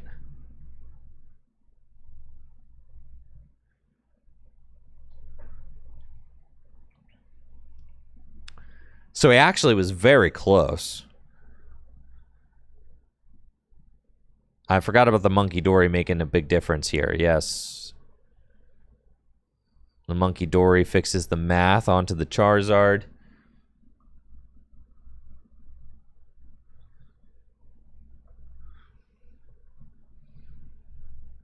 With the Adrenabrain ability, Superior Energy Retrieval can get back 2. But like I said, he should just be at 5 energy. Because he's only got 2 in the discard pile, I believe. Yeah, so... it's kind of weird. Or does he have a 6th there? He's got it! Okay. He's got all 6. That's a knockout. There was a fire energy, I think, hiding in that hand. Yes, there was 1 energy hiding in that hand that I could not see off the Iono. And that's it. All right, so Austin pieces together everything he needs for the knockout on that Charizard. It's absolutely huge off the Iono. Played it well. Arven for the Vessel first to reorder the deck, and then exhaust all of his draw options, and then take the knockout. Did everything he needed to do, correct sequencing. and was able to take the KO.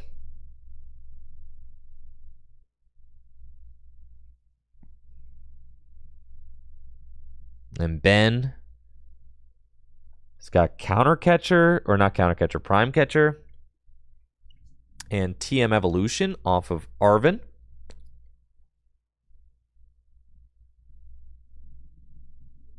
And the thing that Ben gets to leverage here is the Chi Yu. So Austin has taken the first two prizes with Gholdengo.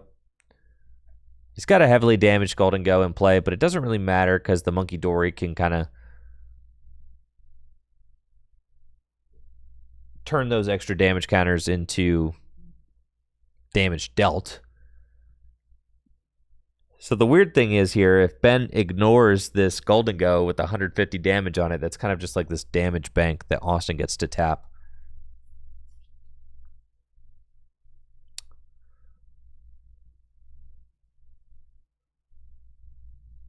And then I think Ben is actually going to keep a completely single prize board here, which I do really like. Use Chi Yu's Mega Fire of Envy attack with Prime Catcher to take a clean one-hit KO on the benched Gholdengo. I don't know if I love wasting Prime Catcher there, but it's fine. I do like that Ben decided to keep a single prize board. This forces Austin. It's funny because it like forces Austin into this. Like, what does Austin do here, right? You're playing a deck that preys on knocking out two prized Pokemon, but now there are no two prized Pokemon for you to keep pace with. So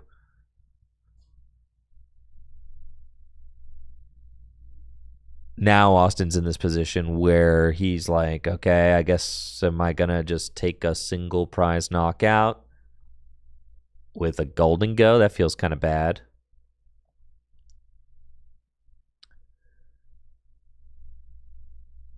Couple of recon directives. Going back and forth here.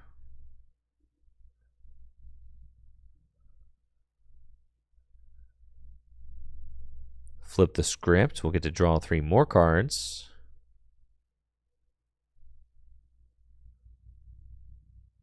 Coin bonus for 2. And I still got coin bonus for 1 more, I believe. Just an obscene amount of draw. Pokegear. There's just 1 card left in deck. Only 8 cards total left in deck at this point in the game. Kind of crazy. Austin eyeing up an Iono potentially.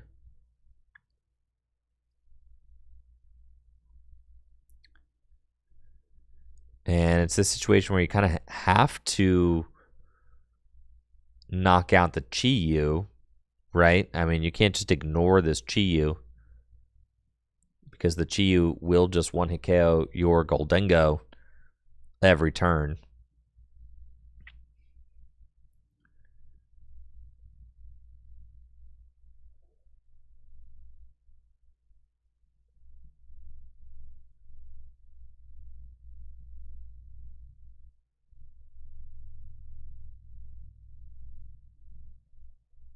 Let's see what Austin's eyeing up. Got another, sure, 1 more coin bonus, sure.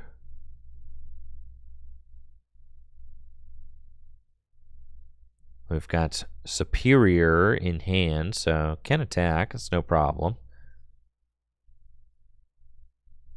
Plenty of cards to discard too. Buddy Buddy Poffin, be a good target to discard with Superior Energy Retrieval.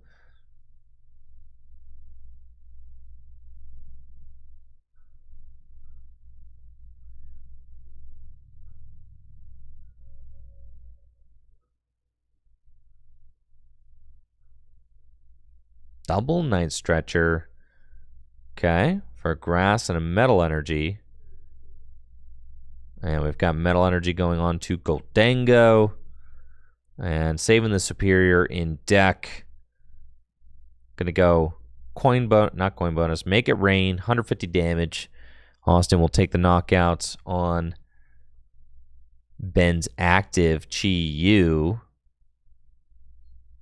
And Ben gets to draw. I'm sure now he's more interested in benching that Pheasantipede to get some additional draw power. We see that get slammed immediately. Flip the script. Finds Arvin, Countercatcher, and Ultra Ball.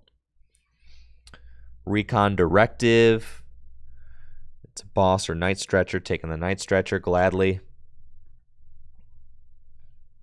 And another Recon Directive. Luminous is getting the grab there. So Ben should be able to piece together the play that he wants to make here. He's got Ultra Ball and Night Stretcher. Night Stretcher can bring back Charizard. I think Austin forgot to use Monkey Dory last turn. So we probably would have liked to see Austin probably use the Monkey Dory on something, right? Like even just placing, placing a damage counter onto like Pheasantipede would have been nice. Really just anything.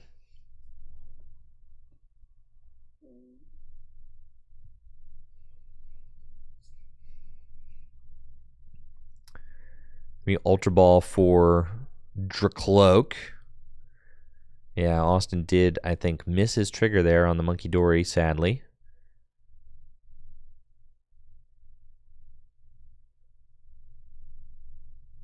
And let's see where Ben decides to go. With 3 prizes taken, Charizard is doing 270 damage with Burning Darkness. God, that ramps fast.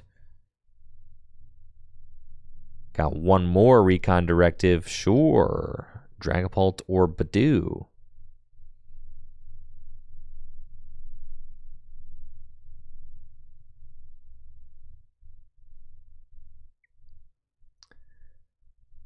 And here is Badoo.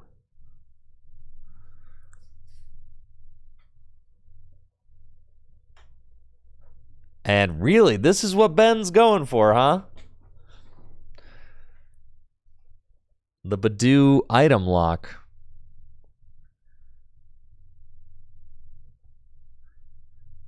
Luminous Energy.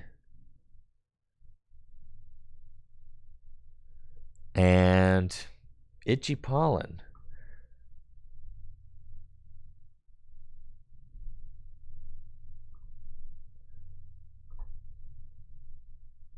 Not Raging Bolt. Get out of here. Itchy Pollen. Really? Yeah, I really don't like that play from Ben. Not going to lie. I think this pretty much opened the door for Austin to win very easily.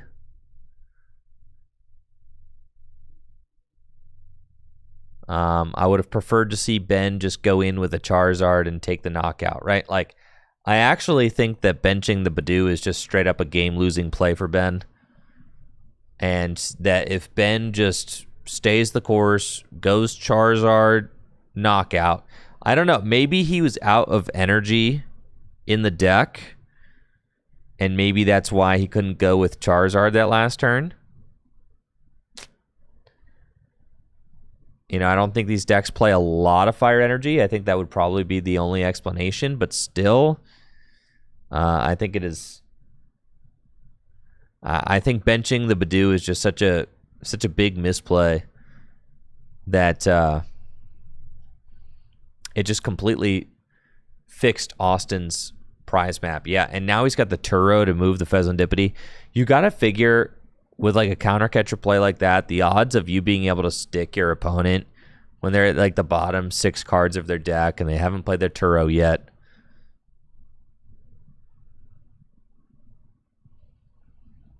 So here we go, Turo scenario to lift that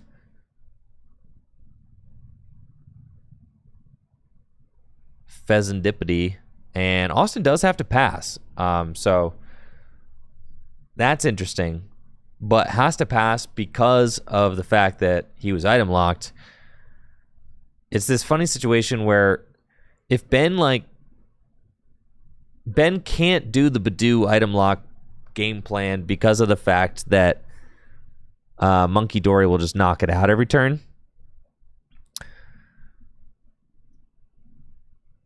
But if Monkey wasn't there, then that would be a valid option because Austin does have a lot of energy in the discard pile. We've got some dig happening now with Dracloak.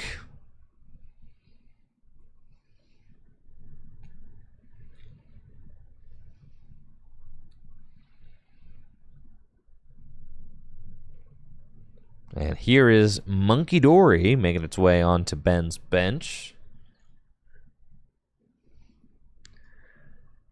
And that's why I'm saying I think Ben misplayed the turn he used Counter Catcher to gust around the damaged Gholdengo because he just allowed that Gholdengo to sit as like a damage sink, right? Yeah. So I do think that Ben needed to just clear the damage on the Gholdengo. Like, I know it feels saucy to want to knock out, you know, the clean Gholdengo, but I promise it's just not worth it. Because now, look, you know, Austin was able to fix his prize map there with just an easy Monkey Dory play. We finally got Charizard online now, but is it too little too late? Austin does just have superior energy retrievals in deck. Also, I mean, think about how big of a detriment it is to Ben that Austin only has to find 6 energy as opposed to 7 because of the Monkey Dory in play, right? And Ben kind of enabled that by gusting around the damaged Gholdengo. So he is in some ways reaping what he sowed there. It's weird to think of the opponent's board having damage counters on it actually making their board more powerful, but it's exactly the kind of situation we're in with Monkey Dory in the format.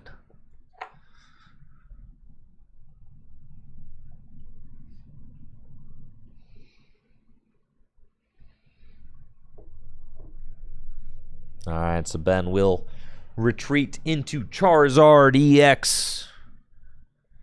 And only taking 1 prize here also just feels really terrible. These players out of time, really.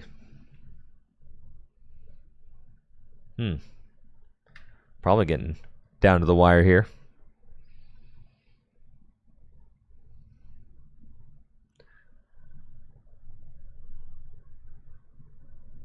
Let's see, can Austin finish this up? He's got Buddy Buddy Poffin. Plenty of opportunity to draw cards. Probably just needs to hit double retrieval. Can Cypher Maniac for it. Guarantee it. Double super. Draw out. And that's GG's. Cypher there. Flip the script for more cards to discard. Do that. Double superior.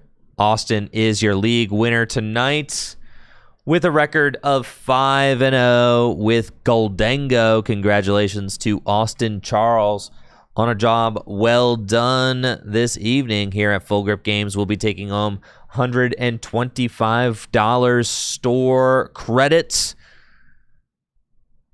GG's to Ben, falling to a record of 3-2. Probably going to have a tough time squeezing into top 4 with that record, considering that there are 24 players here competing for a piece of that prize pool this evening. Austin Charles winning another league night here at Full Grip Games. So great performance there from Austin, showing how powerful that Gholdengo EX deck can be in our current standard formats. And folks, that is going to be it from me tonight. Thank you so much for tuning in with us while we watch the Full Grip Games Standard League night. Tomorrow, going to be running it back starting at 7 p.m. Eastern Time for Gym Leader Challenge League night here at Full Grip Games. I can't wait to see how players respond to the results from the Full Grip Games GLC 3K, which we just got done watching this past weekend. So I'll be back tomorrow with Gym Leader Challenge League Night here at Full Grip Games. Huge thank you to all the subs, everybody who supported the channel, watching on Twitch and also on YouTube. If you're watching on YouTube, give the stream a thumbs up. I heard that helps.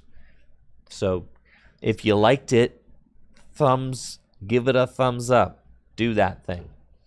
And